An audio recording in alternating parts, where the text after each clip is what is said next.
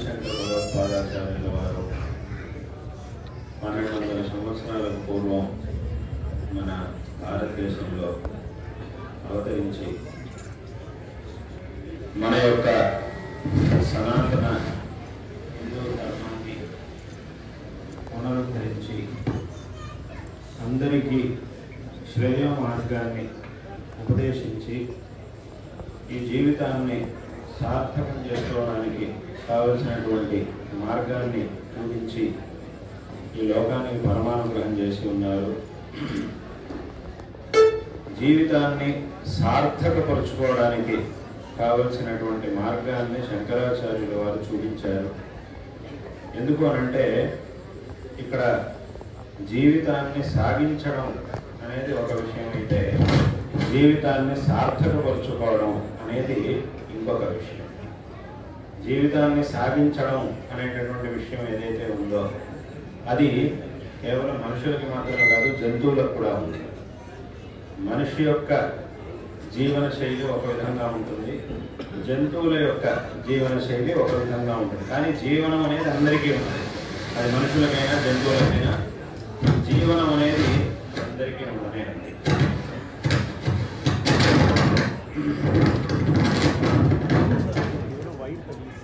జంతువులకి కూడా వాటికి కావలసినటువంటి జీవనాన్ని ఎలా నడిపించుకోవాలి అనే విషయం తెలుసు. దానికి కావలసినటువంటి బుద్ధిశక్తిని ఇచ్చాడు, ఆ జంతువులకు ఇచ్చాడు. కావలసినటువంటి బుద్ధిశక్తిని ఇచ్చాడు. అదేవిధంగా తమ ఆహారాన్ని సంపాదించుకోవడానికి కావలసినటువంటి శక్తిని ఇచ్చాడు. వేరే జంతువుల నుంచి తమని కాపాడుకోవడానికి కావలసినటువంటి శక్తిని ఆ జంతువులకు ఇచ్చాడు. ప్రతి జంతువు ఉన్న చోటే దానికి కావలసినటువంటి ఆహార వ్యవస్థను ఏర్పరిచాడు భగవంతుడు. కాబట్టి ఇలా జీవనాన్ని సాధించడం అనేది ఏదైతే ఉందో అది పుట్టినటువంటి ప్రతి ప్రాణికి ఉండనే ఉంటుంది. కానీ దీనికంటే గొప్ప విషయం ఏమిటంటే ఈ జీవితాన్ని సార్థకపరచుకోవడం. అది మాత్రం ఏ జంతువుకి ఉండదు, అది కేవలం మనిషికి మాత్రమే ఉంటుంది. ఎందుకు అనంటే ఎలా అనంటే ఈ ధర్మాన్ని ఆచరించడం ద్వారా, శాస్త్రంలో చెప్పినటువంటి ధర్మాన్ని ఆచరించడం ద్వారా, స్వధర్మాన్ని ఆచరించడం ద్వారా మన జీవితాన్ని మనం సార్థకపరుచుకోగలుగుతాం. అప్పుడు నిజంగా మనిషిగా పుట్టినందుకు ఒక ఈ జన్మ అనేది మనకి పరిపూర్ణమైనటువంటి ప్రయోజనాన్ని ఇచ్చినట్టు అవుతుంది. కాబట్టి ఈ జీవితాన్ని సార్థకపరుచుకోవడం అనేది మనిషికి చాలా అవసరమైనటువంటిది. జీవితంలో ఎన్ని పనులున్నా కూడా, ఎన్ని వ్యవహారాలు, ఎన్ని బాధ్యతలు ఏమున్నా కూడా వాటన్నిటితో పాటు ఈ జీవితాన్ని సార్థకపరుచుకోవాలి అనేటటువంటి ఆలోచన ప్రతి ఒక్కరి మనసులో ఉండాలి.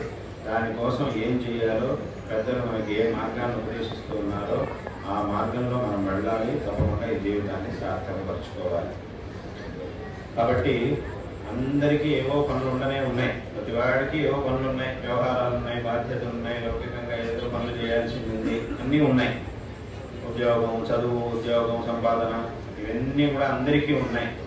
కానీ దీంతో పాటు ఆ ధర్మాచరణ అనేది మనకు ఎంతో అవసరం.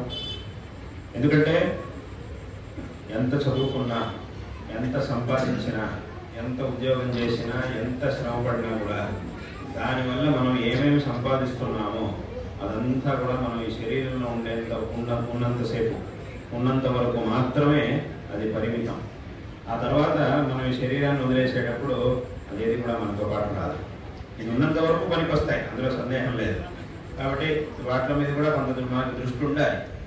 కానీ ఒట్టి దాంట్లోనే మునిగి జీవితం మొత్తం లౌకికమైనటువంటి వ్యవహారాల్లోనే మునిగిపోయి చివరి కాలంలో నేను నా జీవితంలో దీన్ని సార్థకపరచుకోవడం కోసం ఏం చేశాను అని ఒకసారి తిరిగి చూసుకున్నప్పుడు సరైనటువంటి సమాధానం మనకి దొరకాలి అని అంటే అప్పుడు మొదటి నుంచి ధర్మాచరణని కూడా ఈ బాధ్యతలు, ఈ వ్యవహారాలతో పాటు కొంత సమయాన్ని మన యొక్క ధర్మాచరణ కోసం కూడా మనం వినియోగించుకున్నప్పుడు ఈ జీవితం అనేది తప్పకుండా సార్థకం అవుతుంది. ఈ విధంగా జీవితాన్ని సార్థకపరచుకోవడానికి కావలసినటువంటి ఒక ధర్మ మార్గాన్ని ఉపదేశించిన ఏకైక ధర్మం అంటే అది మన హిందూ ధర్మం, మన యొక్క వైదిక వాంగ్మయం.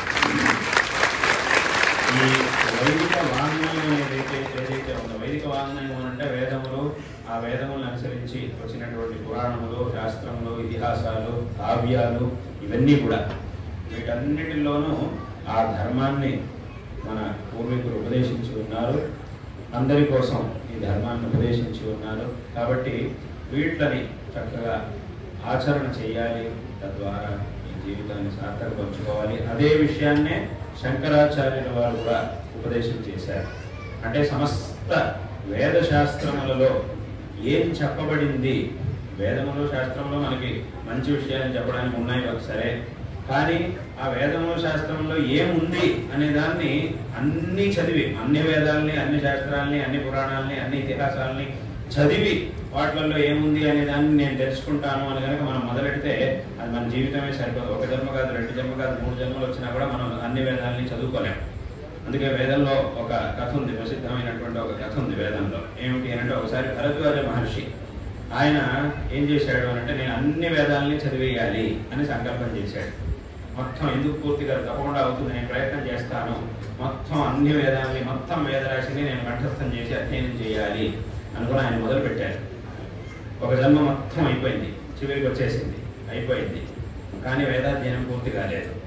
అప్పుడు ఆయన ప్రార్థించాడు, ఇంకొక జన్మ నాకు ఇవ్వండి, మళ్ళీ నేను అధ్యయనం చేస్తాను, వచ్చే జన్మలో మళ్ళీ వేదాన్ని కొనసాగిస్తాను అని చెప్పి అనుకున్నాడు. సరే, మళ్ళీ ఇంకో జన్మ వచ్చింది. ఆ 2వ జన్మలో కూడా మొత్తం ఆయన సంపూర్ణంగా అన్ని పనులని వదిలేసి వేదాన్ని మాత్రమే అధ్యయనం చేస్తూ ఉన్నాడు. అయిపోయింది, 2వ జన్మ కూడా చివరికి వచ్చేసింది, కానీ అధ్యయనం మాత్రం పూర్తి కాలేదు. సరే, ఇంకొక జన్మ ఉంటే పూర్తి చేసేయచ్చేమో, 2 జన్మల్లో కాలేదు, ఇంకొక జన్మ ఉంటే పూర్తి చేసేయచ్చు అనుకున్నాడు. మళ్ళీ 3వ జన్మని పొందాడు. ఆ 3వ జన్మలో కూడా మొత్తం ప్రయత్నం చేశాడు. ఇక చివరికి వచ్చాడు. ఆ చివరికి వచ్చేసాడు, ఇంకా ఆయన బాగా జీర్ణం అయిపోయాడు, అంటే బాగా వృద్ధుడైపోయాడు. అప్పుడు ఇంద్రుడు వచ్చాడు. అప్పుడు కూడా ఆయన అధ్యయనం చేస్తూనే ఉన్నాడు, ఇంకా పూర్తి చేయాలి, ఈ సంఖ్య అసెప్ట్ చేసేస్తే అయిపోతుంది అని అనుకుంటూ ఆయన పూర్తి చేస్తూనే ఉన్నాడు అధ్యయనం. చివరికి వచ్చింది. అప్పుడు ఏమైంది అంటే, ఇంద్రుడు వచ్చాడు. ఇంద్రుడు వచ్చి అడిగాడు, అయ్యా మీకేం కావాలి, ఏమిటి, ఎందుకు ఇంత కష్టపడుతున్నారు, మీకేం కావాలి చెప్పండి ఇప్పుడు అని అడిగితే, ఏం లేదు, ఇంకా చివరికి నా జీవితం చివరికి వచ్చేసింది, అది కానీ చూస్తే అనిపిస్తోంది ఇంకా అధ్యయనం పూర్తి కాలేదు అనిపిస్తోంది, బహుశా ఇంకొక జన్మ కావాల్సి వస్తుంది అని అనిపిస్తోంది, అప్పుడు ఇంకొక జన్మ నాకు ఇప్పించండి అన్నాడు.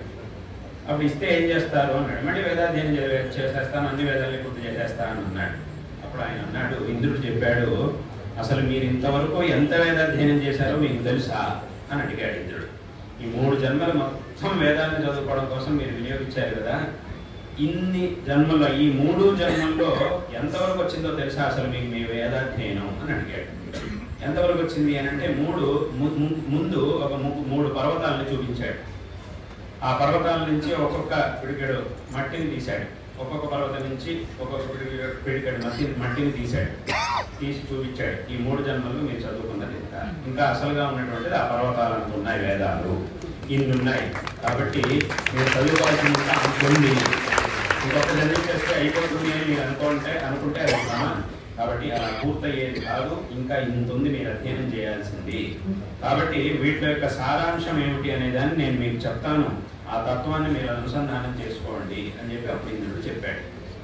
అక్కడే వేదంలో ఒక మాట ఉంది, అనంతావై వేద అని చెప్పాడు. అంటే ఈ వేదములు అనంతములు, వేద విద్య అనేది అనంతమైనటువంటిది. ఈ కాలంలో ఒక శాఖ 2 శాఖల్ని బాగా కష్టపడి అధ్యయనం చేస్తున్నారు. బాగా కష్టపడితే ఒక 2-3 శాఖలను అధ్యయనం చేయగలుగుతారు. ఉన్నవే కొన్ని శాఖలు, దాంట్లో వాటిని కూడా ఒక శాఖ, ఇంకా కష్టపడితే 2 శాఖలు, ఇంకా బాగా కష్టపడితే ఒక 3 శాఖలు చదువుకోగలుగుతారు. అట్లాంటి పరిస్థితి ఉంది. కాబట్టి ఇదంతా ఎందుకు చెప్పొచ్చాను అంటే, ఈ వైదిక వాంగ్మయం అనేది ఇంత విస్తృతమైనటువంటిది. కాబట్టి ఇటువంటి వైదిక వాంగ్మయములో ఏం చెప్పబడుతూ ఉన్నది అనేటటువంటి విషయాన్ని ఎలా మనం తెలుసుకోగలుగుతాం? అన్నింటినీ చదివి తెలుసుకుంటాము అని అంటే అది మన వల్ల అయ్యే పని కాదు. కాబట్టి ఏం కావాలి అనంటే, అన్నీ తెలిసినటువంటి వ్యక్తే వీటి యొక్క సారాంశాన్ని మనకు ఉపదేశించాలి. ఎవరైతే అన్నీ తెలిసిన వారో ఆ వ్యక్తి మాత్రమే మనకి వీటి యొక్క సారాంశం ఏమిటి అనే దాన్ని చెప్పగలుగుతారు. అటువంటి వ్యక్తి ఎవరు అనంటే, భగవంతుడు తప్ప ఎవరు లేడు. భగవంతుడే సర్వజ్ఞుడు. కాబట్టి అన్నీ తెలిసినటువంటి వాడు అనంటే భగవంతుడు. కాబట్టి ఆ భగవంతుడే దిగి రావాలి. ఆ భగవంతుడే దిగొచ్చి మనకి నేర్పించాలి, ఏమిటి విషయం, ఏమిటి నువ్వు చేయాల్సింది ఏమిటి, అసలు వీటి యొక్క సారాంశం ఏమిటి, నువ్వు తెలుసుకోవాల్సిన విషయం ఏమిటి అనే దాన్ని స్వయంగా భగవంతుడు వస్తే తప్ప ఇంకెవరు మనకి చెప్పలేదు. కాబట్టి దీని యొక్క ఆవశ్యకతని, అవసరాన్ని తెలుసుకొని భగవంతుడు, ఆ పరమేశ్వరుడు స్వయంగా శంకరాచార్యుల వారి రూపంలో అవతరించాడు. శంకర భగవత్పాదాచార్యుల వారి రూపంలో ఆ పరమేశ్వరుడు అవతరించి, శంకరాచార్యుల వారు సర్వజ్ఞులు కాబట్టి అన్ని వేదములు, పురాణములు, ఇతిహాసములు వీటన్నిటిలోనూ ఏమేమి చెప్పబడింది అనేటటువంటి విషయం తెలిసినటువంటి వారు కాబట్టి దీని యొక్క సారాంశాన్ని తమ భాష్యాల్లో, ప్రకరణ గ్రంథాల్లో, స్తోత్రాల్లో, అనేక గ్రంథాల్లో శంకరాచార్యుల వారు ఉపదేశించారు. ఏం చేయడం ద్వారా మనిషి తన జన్మను సార్థకపరుచుకోగలుగుతాడు అనేటటువంటి విషయాన్ని తమ గ్రంథాల్లో శంకరాచార్యుల వారు ఉపదేశించారు. అందుకే మనం శంకరాచార్యుల వారి గురించి చెప్పేటప్పుడు ప్రసిద్ధంగా చెప్పేటటువంటి మాట ఏమిటి? శృతి స్మృతి పురాణానాం ఆలయం అని చెప్తాం. అంటే వేద శృతులు, పురాణములు ఇవన్నీ కూడా అంటే సమస్త వాంగ్మయం, సమస్తమైనటువంటి వైదిక వాంగ్మయం శంకర భగవత్పాదాచార్యుల వారిలో కాండవిస్తోంది అని దాని యొక్క అదేంటంటే ఎలా చెప్తారు అంటే దీనికి ఉదాహరణ అంటే దీనికి ఏమిటి నిదర్శనం అంటే శంకరాచార్యుల వారి గ్రంథాన్ని మనం చూసినప్పుడు ఒక చోట మనం చూసినప్పుడు ఎక్కడో పురాణంలో ఉన్నటువంటి ఒక విషయాన్ని శంకరాచార్యుల వారు ఇక్కడ చెప్తారు. మళ్ళీ కొంచెం ముందుకెళ్ళి చూస్తే ఇంకేదో పురాణంలో ఉన్నటువంటి విషయాన్ని ఇక్కడ చెప్తారు. అలాగే ఇంకొంచెం ముందుకెళ్ళి చూస్తే ఎక్కడో శృతిలో, వేదంలో ఎక్కడో బృహదారణ్యకోపనిషత్తులో ఉన్నటువంటి వాక్యాన్ని ఇక్కడ ఉదాహరించి దీనికి అర్థం ఇది అని చెప్పి దాన్ని ప్రతిపాదన చేస్తారు. అలాగే ఇంకెక్కడికో వెళ్ళినప్పుడు ఇంకో శాఖలో ఉన్నటువంటి విషయాన్ని ఇక్కడ చూపిస్తారు. ఇంకో చోటుకి వెళ్ళినప్పుడు ఎక్కడో శతపథ బ్రాహ్మణంలో ఉన్నటువంటి విషయాన్ని ఇక్కడ చూపిస్తారు. శుక్లయజుర్వేదంలో ఉన్నటువంటి శుక్లయజుర్వేదం ఉపనిషత్తు బ్రాహ్మణం, శుక్లయజుర్వేదం యొక్క బ్రాహ్మణం దాంట్లో ఉన్నటువంటి భాగం నుంచి ఒక వాక్యాన్ని ఉదాహరిస్తారు. ఇలా కొన్ని విషయాల్ని, కొన్ని అధికరణాలని మనం భాష్యంలో చదువుకుంటూ వెళితే ఆ కొన్ని అధికరణాల్లో ఎన్ని వాక్యాలను శంకరాచార్యులు వారు ఉదాహరించారో వాటి యొక్క మూలాల్ని మనం వెతకాలి అని అంటే ఇన్ని పుస్తకాలను మనం ముందు పెట్టుకొని ఉండాలి. ఆ పుస్తకాలన్నింటినీ కూడా మనం ముందు పెట్టుకుని ఒక్కొక్క పుస్తకం తీసి ఇందులో ఇది ఉంది, అందులో అది ఉంది, ఆ పుస్తకం నుంచి దీన్ని ఉదాహరించారు, ఈ పుస్తకం నుంచి దీన్ని ఉదాహరించారు అని ఒక్కొక్క విషయాన్ని మనం అక్కడక్కడి నుంచి తెలుసుకోగలుగుతాం. కాబట్టి అక్కడ ఎక్కడెక్కడి నుంచి దేని ఉదాహరించారు అనే దాన్ని తెలుసుకోవాలంటే ఇన్ని పుస్తకం మనం పుస్తక గ్రంథాలయానికి వెళ్ళి కూర్చోవాలి. అక్కడ కూర్చొని ఒక్కొక్క పుస్తకం నుంచి ఒక్కొక్క విషయం ఎక్కడ ఉంది అనే దాన్ని వెతకాలి. మరి అప్పటి కాలంలో ఇలాంటి గ్రంథాలు, ఇన్ని పుస్తకాలు ముద్రణ చేయడం ఇదంతా ఉండేది కాదుగా. అటువంటి కాలంలో శంకరాచార్యుల వారు, అందుకే వారిని మనం పరమేశ్వరుడు యొక్క అవతారం అని అంటున్నాం. కాబట్టి అప్పటి కాలంలో ఇన్ని పుస్తకాలు ఇవన్నీ కూడా ఉండేవి కాదు. కాబట్టి మొత్తం ఆ పుస్తకాల్లో ఉన్నటువంటి వాంగ్మయం ఏదైతే ఉందో దాని మొత్తానికి వీరే ఆశ్రయంగా ఉండేవారు. అందుకే శృతి స్మృతి పురాణానాం ఆలయం అని అంటున్నాం. కాబట్టి అటువంటి ఆ వైదిక వాంగ్మయం యొక్క మూలాల్ని మొత్తాన్ని తెలిసినటువంటి వారు కాబట్టి శంకర భగవత్పాదాచార్యుల వారు సరైనటువంటి ఆ వేదముల యొక్క వైదిక వాంగ్మయం యొక్క అర్థాన్ని మనకి తెలియజేసి మనిషి ఏం చెయ్యాలి, ఏం చేయకూడదు మొదలైనటువంటి విషయాలన్నింటినీ కూడా ఉపదేశించి మన యొక్క జీవితాన్ని మనం సార్థకపరచుకోవడానికి కావలసినటువంటి విషయాన్ని ఉపదేశించారు, పరమానుకరణ చేశారు. కాబట్టి ఈ ఉత్తమమైనటువంటి దేశంలో ఇటువంటి గొప్ప పరంపరలో జన్మించినటువంటి వాళ్ళందరూ కూడా ఈ విషయాల్ని చక్కగా తెలుసుకొని ఈ వైదిక మార్గాన్ని అందరూ కూడా అనుసరించాలి. తమ యొక్క జీవితంలో స్వధర్మాచరణ, ఈ వైదిక మార్గాన్ని అందరూ కూడా తప్పకుండా అనుసరించాలి. ఈ జీవితాన్ని సార్థకపరుచుకోవాలి అనేటటువంటి విషయాన్ని ఈ సందర్భంలో అందరికీ కూడా తెలియజేస్తూ ఉన్నాం. ఇది మనకి ముఖ్యం. మన వెనకటి వాళ్ళు మనకి ఏం ఉపదేశించారు అనేది మనకి చాలా ముఖ్యం. మన వెనకటి వాళ్ళు మహర్షులు అన్నీ తెలిసినటువంటి వాళ్ళు, అన్నిటినీ తెలుసుకొని లౌకికమైనటువంటి విషయాలు మాత్రమే కాకుండా అలౌకికమైనటువంటివి, అతీంద్రియమైనటువంటి విషయాల్ని కూడా తమ యొక్క దివ్య దృష్టితో తెలుసుకొని ఆ విషయాల్ని మనకు ఉపదేశించారు. కాబట్టి ఇప్పుడు వాళ్ళు ఏమేం చెప్పారో, వెనకటి మహర్షులు ఏమేం చెప్పారో ప్రతిదానికి మనం దీనికి ఏమిటి కారణం అని వెతుకుతూ వెళితే కొన్నిటికి కారణం తెలుసుకోగలుగుతాం, కొన్నిటికి తెలుసుకోవడానికి మన బుద్ధి సరిపోదు. ఉంటుంది, కారణం ఉండనే ఉంటుంది, కానీ మన బుద్ధి సరిపోదు. ఆ కారణాన్ని తెలుసుకోవాలంటే మన బుద్ధి సరిపోదు. అలాంటి విషయాలు కూడా చాలా ఉంటాయి. అంటే ఇప్పుడు ఉదాహరణకు చిన్నపిల్లలు ఉన్నారు, చాలా చిన్నపిల్లలు, వాళ్ళని స్కూల్కి పంపించాలి. స్కూల్కి ఎందుకు వెళ్ళాలి, వెళితే ఏమిటి లాభం, వెళ్ళకపోతే విద్యాభ్యాసానికి పంపించాలి కదా. పంపించేటప్పుడు పంపిస్తే ఏమిటి లాభం, పంపించకపోతే ఏమిటి నష్టం అనేటటువంటి విషయాలు వాళ్ళకి తెలియదు. దానికి ఏమిటి కారణం అనేది వాళ్ళకి తెలియదు. చెప్పినా అర్థం కాదు, చెప్పినా అర్థం చేసుకోలేరు. కొంచెం పెద్దవాళ్ళు అయిన తర్వాత ఆ చదువు యొక్క విలువ ఏమిటి అనేది వాళ్ళకే తెలిసి వస్తుంది. ఆ తర్వాత మనం చెప్పక్కర్లేదు, వాళ్ళే చదువుకుంటారు, కావాల్సిన చదువులు వాళ్ళే చదువుకుంటారు, అది వేరే విషయం తర్వాత. కానీ చిన్నప్పుడు ఆ పరిపక్వత లేనప్పుడు ఏమవుతుంది అంటే వాళ్ళకి తెలియదు. ఒకవేళ తెలిసినా మనకు తెలిసినా కూడా మనం వాళ్ళకి చెప్తే అర్థం కాదు, అర్థం చేసుకునే వయసు కాదు, అలా ఉంటుంది. అప్పుడు ఏం చేయాలి? అలాగని కొన్ని వాడిని వదిలేద్దామా పర్వాలేదు, వాళ్ళకి అర్థం కాదు, వాళ్ళకి ఇష్టము లేదు, దాని మీద ఆసక్తి లేదు, ఆడుకోవడం అంటే చాలా ఇష్టం కాబట్టి అలా చదువుకోవడం అంటే పెద్దగా ఇష్టం ఉండదు కాబట్టి వదిలేద్దాం, వాళ్ళకి ఇష్టం వచ్చినట్టుగా ఆడుకోమని చెప్పేద్దాం అంటే అప్పుడేమో మనమే వాళ్ళకి ద్రోహం చేసినట్టు. కాబట్టి నేను ఎందుకు చెప్పొచ్చాను అంటే ఎలాగైతే ఆ విషయంలో వాళ్ళు చిన్నపిల్లలుగా ఉంటూ పరిపక్వత లేనటువంటి వాళ్ళై ఉన్నారో అదేవిధంగా అత్యంత గంభీరమైనటువంటి ధర్మానికి సంబంధించిన విషయంలో పెద్దవాళ్ళు కూడా పరిపక్వత లేని వాళ్ళే, అంటే అంత శక్తి లేనటువంటి వాళ్ళే. దాంట్లో పిల్లలు ఎలాగో ఇందులో పెద్దవాళ్ళు కూడా అలాగే పిల్లలాగానే. అంటే కొన్ని విషయాన్ని తెలుసుకోవడానికి మన బుద్ధి సరిపోతుంది, కొన్ని విషయాన్ని తెలుసుకోవడానికి మన బుద్ధి సరిపోదు. కాబట్టి అయితే ఇక్కడ ఎలాగైతే పిల్లలకి ఆ విషయం అర్థం కాకపోయినా వాళ్ళని పెంచేటటువంటి వాళ్ళకి శ్రేయస్సుని కోరేటటువంటి తల్లిదండ్రులకి దాని విలువ తెలుసు, చదువు యొక్క విలువ తెలుసు. చదువుకుంటే ఏమవుతుంది, ఏమిటి లాభం, చదువుకోకపోతే ఏమిటి నష్టం అనేది పెద్దవాళ్ళకి తెలుసు. వాళ్ళ యొక్క హితాన్ని కోరేటటువంటి తల్లిదండ్రులకి గురువులకి వాళ్ళకి తెలుసు. కాబట్టి వీళ్ళు వాళ్ళని పంపిస్తూ ఉన్నారు. అదేవిధంగా మనకి దీన్ని ఈ ధర్మం యొక్క సూక్ష్మాన్ని అర్థం చేసుకోగలిగే శక్తి లేకపోయినప్పటికీ ఈ ధర్మం యొక్క సూక్ష్మాన్ని మనకు ఉపదేశించినటువంటి మహర్షులు వాళ్ళందరికీ తెలుసు. వాళ్ళకి దీని యొక్క కారణాలు తెలుసు, దీని యొక్క గొప్పతనం తెలుసు. వాళ్ళు మన యొక్క హితాన్ని కోరుతూ సమస్త భక్తుల యొక్క ఆశ్రితుల యొక్క హితాన్ని, సమస్త జనుల యొక్క హితాన్ని కోరుతూ వాళ్ళు ఈ యొక్క మార్గాన్ని మనకు ఉపదేశించారు. కాబట్టి ఈ మార్గంలో అందరూ కూడా చక్కగా ముందుకెళ్ళి శ్రేయవంతులు కావాలి అనేటటువంటి విషయాన్ని ఈ సందర్భంలో తెలియజేస్తూ ఉన్నాం. మనం ఈ మార్గం అనేది మనకి చాలా ముఖ్యం. ఇందాక చెప్పినట్టుగా మన పూర్వీకులు మనకి ఏ గొప్ప మార్గాన్ని ఉపదేశించారో అది మనకి చాలా అవసరం, అది మనకి చాలా ముఖ్యం. ఎప్పటికైనా కూడా అదే నిజం, అదే సత్యం, సత్యమైనటువంటి విషయం అది. మన జీవితంలో ఎంత దూరం వెళ్ళినా, ఎక్కడికి వెళ్ళినా కూడా మళ్ళీ చివరికి తిరిగి ఇక్కడికే రావాలి. ఎక్కడికి వెళ్ళినా కూడా మళ్ళీ ఇక్కడికే రావాలి. కాబట్టి ఇది చాలా గొప్ప విషయం, చాలా గొప్ప పరంపర.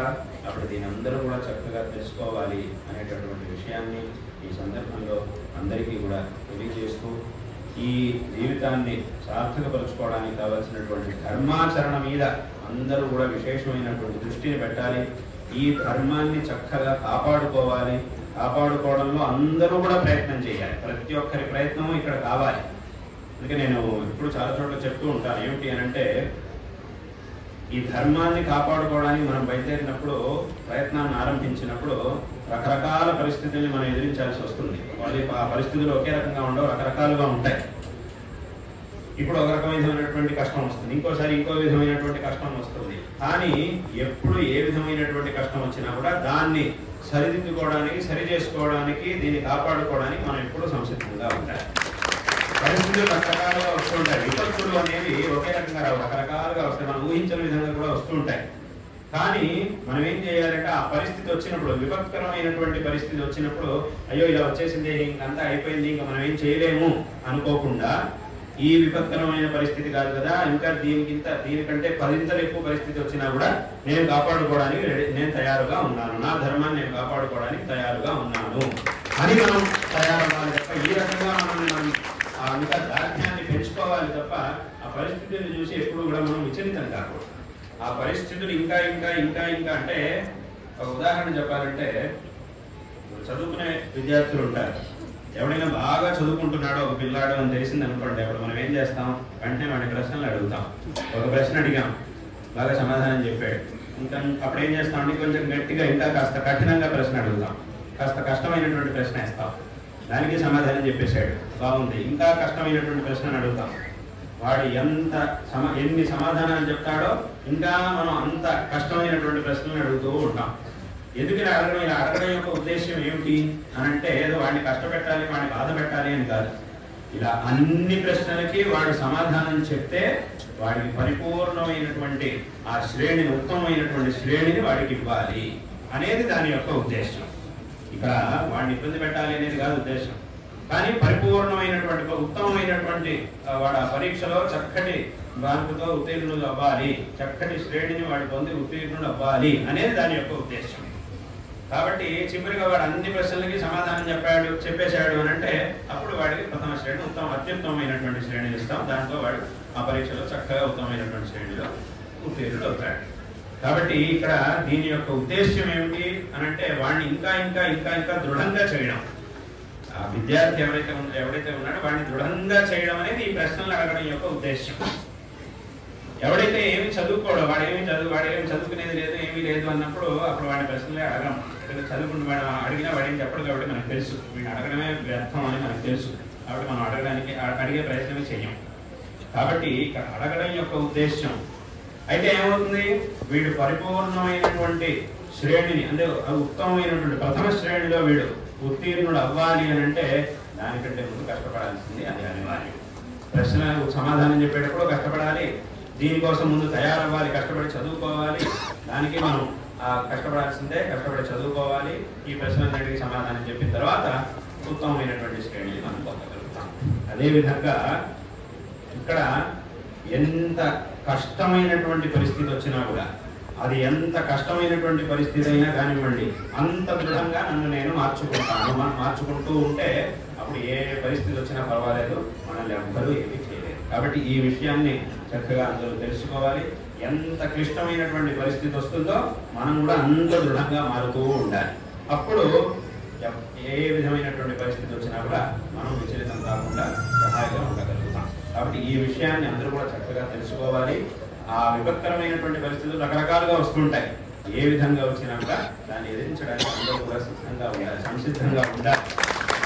దీనికి ఏమిటి ఉదాహరణ అనంటే భగవద్ అవతారాలు.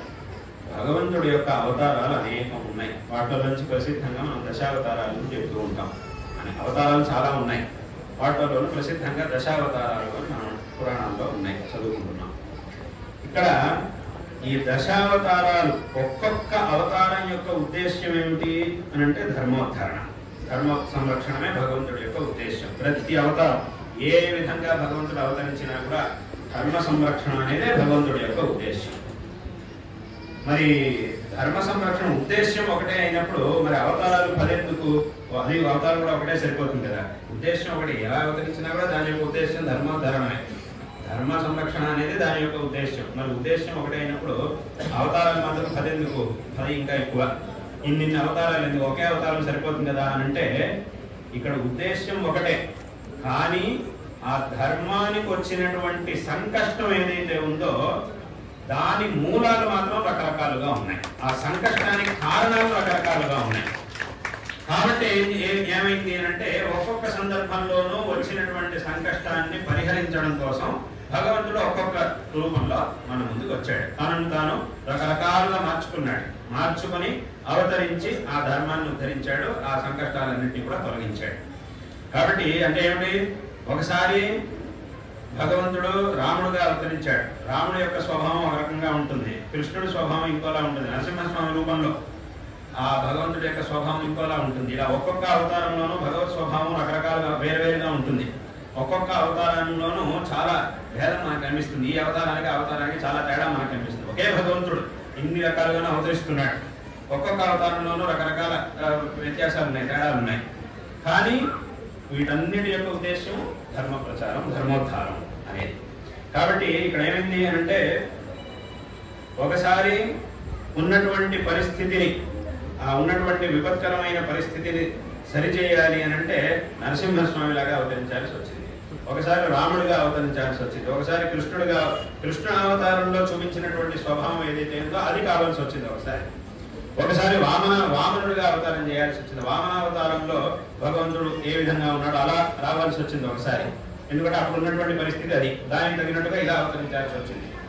అదేవిధంగా ఒకసారి పరశురాముడిగా అవతరించాల్సి వచ్చింది. మరి ఆ అవతారం యొక్క ఉద్దేశం అది కూడా ధర్మోద్ధరణమే, దుష్ట శిక్షణ అనేది. కాబట్టి ఈ రకంగా అన్ని అవతారాల్లో అవతారాల్లోనూ ప్రతి ఒక్క అవతారానికి ఒక ప్రత్యేకత ఉంది.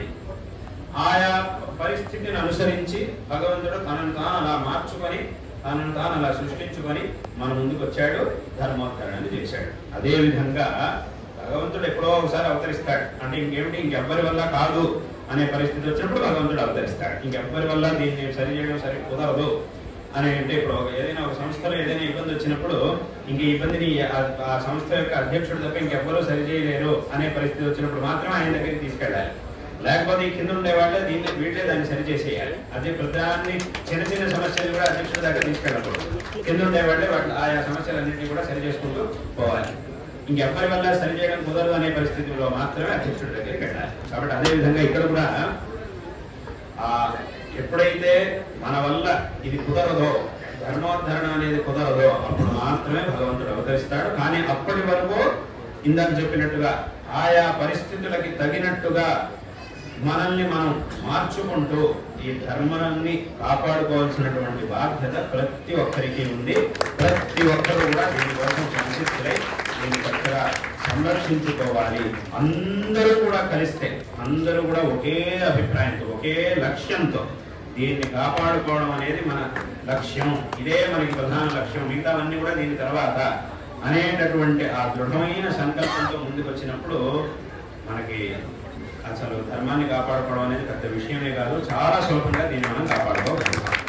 అది లేకపోవడం వల్ల, ఆ సంకల్పం అనేది లేకపోవడం వల్ల చిన్న విషయం పెద్దగా కనబడుతోంది, పెద్ద విషయం చిన్నగా కనబడుతోంది. కాబట్టి ఇలా కాకుండా ఏది ఎలా ఉందో దాన్ని అలాగే చూడాలి. చిన్న విషయాన్ని పెద్దగా చూడడం, అనవసరమైనటువంటి విషయాల గురించి ఎక్కువగా ఆలోచించడం, నిజంగా దేన్నైతే గంభీరంగా పరిగణించాలో అటువంటి విషయాన్ని చాలా సులభంగా తీసుకొని దాన్ని అలాగే వదిలేసేయడం, చివరికి మళ్ళీ దానివల్ల పెద్ద సమస్య వచ్చిన తర్వాత అప్పుడు బాధపడడం, పశ్చాత్తాపడడం, ఇలాంటివన్నీ చేయకూడదు. ఏ పరిస్థితిలో ఏది ఎలా ఉందో దాన్ని అలాగే చూడాలి. చిన్నదాన్ని చిన్నగా చూసి వదిలేయాలి, పెద్దదా ఖచ్చితంగా దాని గురించి ఆలోచించాలి, వెంటనే దాన్ని సరి చేసుకోవాలి. కాబట్టి ఈ విధంగా ఈ ధర్మాన్ని చక్కగా ఆచరిస్తూ దీన్ని సంరక్షించుకుంటూ ప్రతి ఒక్కరూ కూడా దీనికోసం ప్రయత్నం చేయాలి. ఆ భగవంతుడు ఎలాగైతే తన యొక్క అవతారాల ద్వారా మనకి ఒక గొప్ప సందేశాన్ని ఇచ్చాడో, ఈ విధంగా దీనికి కావలసినటువంటి ఆయా పరిస్థితులకి తగినట్టుగా దీన్ని ధర్మాన్ని సంరక్షించుకొని ఆచరించి కృతార్థులు కావాలి అనేటటువంటి విషయాన్ని ఈ సందర్భంలో అందరికీ కూడా తెలియజేస్తూ ఉన్నాం. అందుకే నేను ఆరంభంలో చెప్పినట్టుగా ఈ కలియుగంలో పరిస్థితి ఎలా ఉండింది అనంటే జ్ఞానోపదేశం కావాలి భక్తులకి. సరైనటువంటి మార్గం ఏది అనే విషయం తెలియక జనాలు రకరకాల మార్గాల్లో పెడుతుండేవాడు. వాళ్ళు ఇష్టం ప్రతివాడు నేను చెప్పిందే సరే, నేను చెప్పిందే సరే, నువ్వు చెప్పింది కాదు, నేను చెప్పింది సరే, నాకే అన్నీ తెలుసు, నేను చెప్పిందే సరి అని ప్రతివాడు వాదిస్తూ ఉండేవాడు. ఇలా వీడి వెనకాల నలుగురు చేరడం, ఇంకోటి వచ్చేవాడు నువ్వు చెప్పేది కాదు నేను చెప్పేది సరే వీడు చెప్పడం, వీడి వెనకాల నలుగురు ఉండడం. ఎందుకంటే ఇప్పుడు లోకంలో పరిస్థితి ఎలా ఉంటుందంటే ఎంత పెద్ద నికృష్టుడైనా కూడా వాడి వెనకాల నలుగురు ఉండనే ఉంటారు, చప్పట్లు కొట్టేవాడు నలుగురు ఉండనే ఉంటారు. మన లోకంలో చూస్తూ ఉంటాం, చాలా మంది అలాంటి వాళ్ళు చూస్తూ ఉంటారు.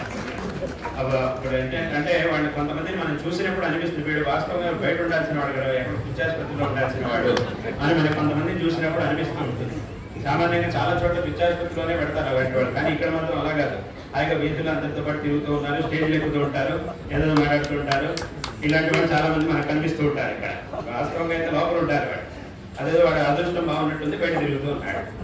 కాబట్టి వాళ్ళకి వీళ్ళకి పెద్ద తేడా ఏముంది? ఇలా ఇష్టం వచ్చినట్టు మాట్లాడుతుంటే, సరిగ్గా విషయం తెలుసుకోకుండా ఇష్టం వచ్చినట్టు మాట్లాడుతుంటే ఆ పిచ్చాసుపత్రిలో ఉండే వాళ్ళకి వీళ్ళకి అసలు పెద్ద తేడానే లేదు. వాడు ఆసుపత్రిలో ఉన్నాడు, వీడు బయట తిరుగుతున్నాడు, అంతే తేడా. కాబట్టి అలాంటి వాడు మనకి చాలా మంది కనిపిస్తూ ఉంటారు. కాబట్టి ప్రతివాడు నేను చెప్పిందే సరి, నేను చెప్పిందే సరి అనడం, వీడి వెనకాల నలుగురు చేరడం. కాబట్టి ఇలాగా ఎంత నికృష్టుడైనా వాడి వెనకాల నలుగురు ఉండనే ఉంటారు. అది లోకంలో ఉండేటటువంటి పరిస్థితి అట్లా ఉంటుంది. కాబట్టి ఈ రకంగా రకరకాల గుంపులు తయారైనాయి. శంకరాచార్యుల వారి యొక్క అవతార కాలంలో ఎన్నో గుంపులు తయారైనాయి. ప్రతివాడు నేను చెప్పిందే సరి, నేను చెప్పిందే సరి అనడం, రకరకాల గుంపులుగా విడిపోవడం, ఇదంతా జరుగుతుండేది. అప్పుడు శంకరాచార్యుల వారు అవతరించి వాళ్ళందరికీ కూడా వాస్తవాన్ని తెలియజేసి అందరిలోనూ ఒక ఐకమత్యాన్ని తీసుకొచ్చారు. అంటే ఒక కథ ఉంది.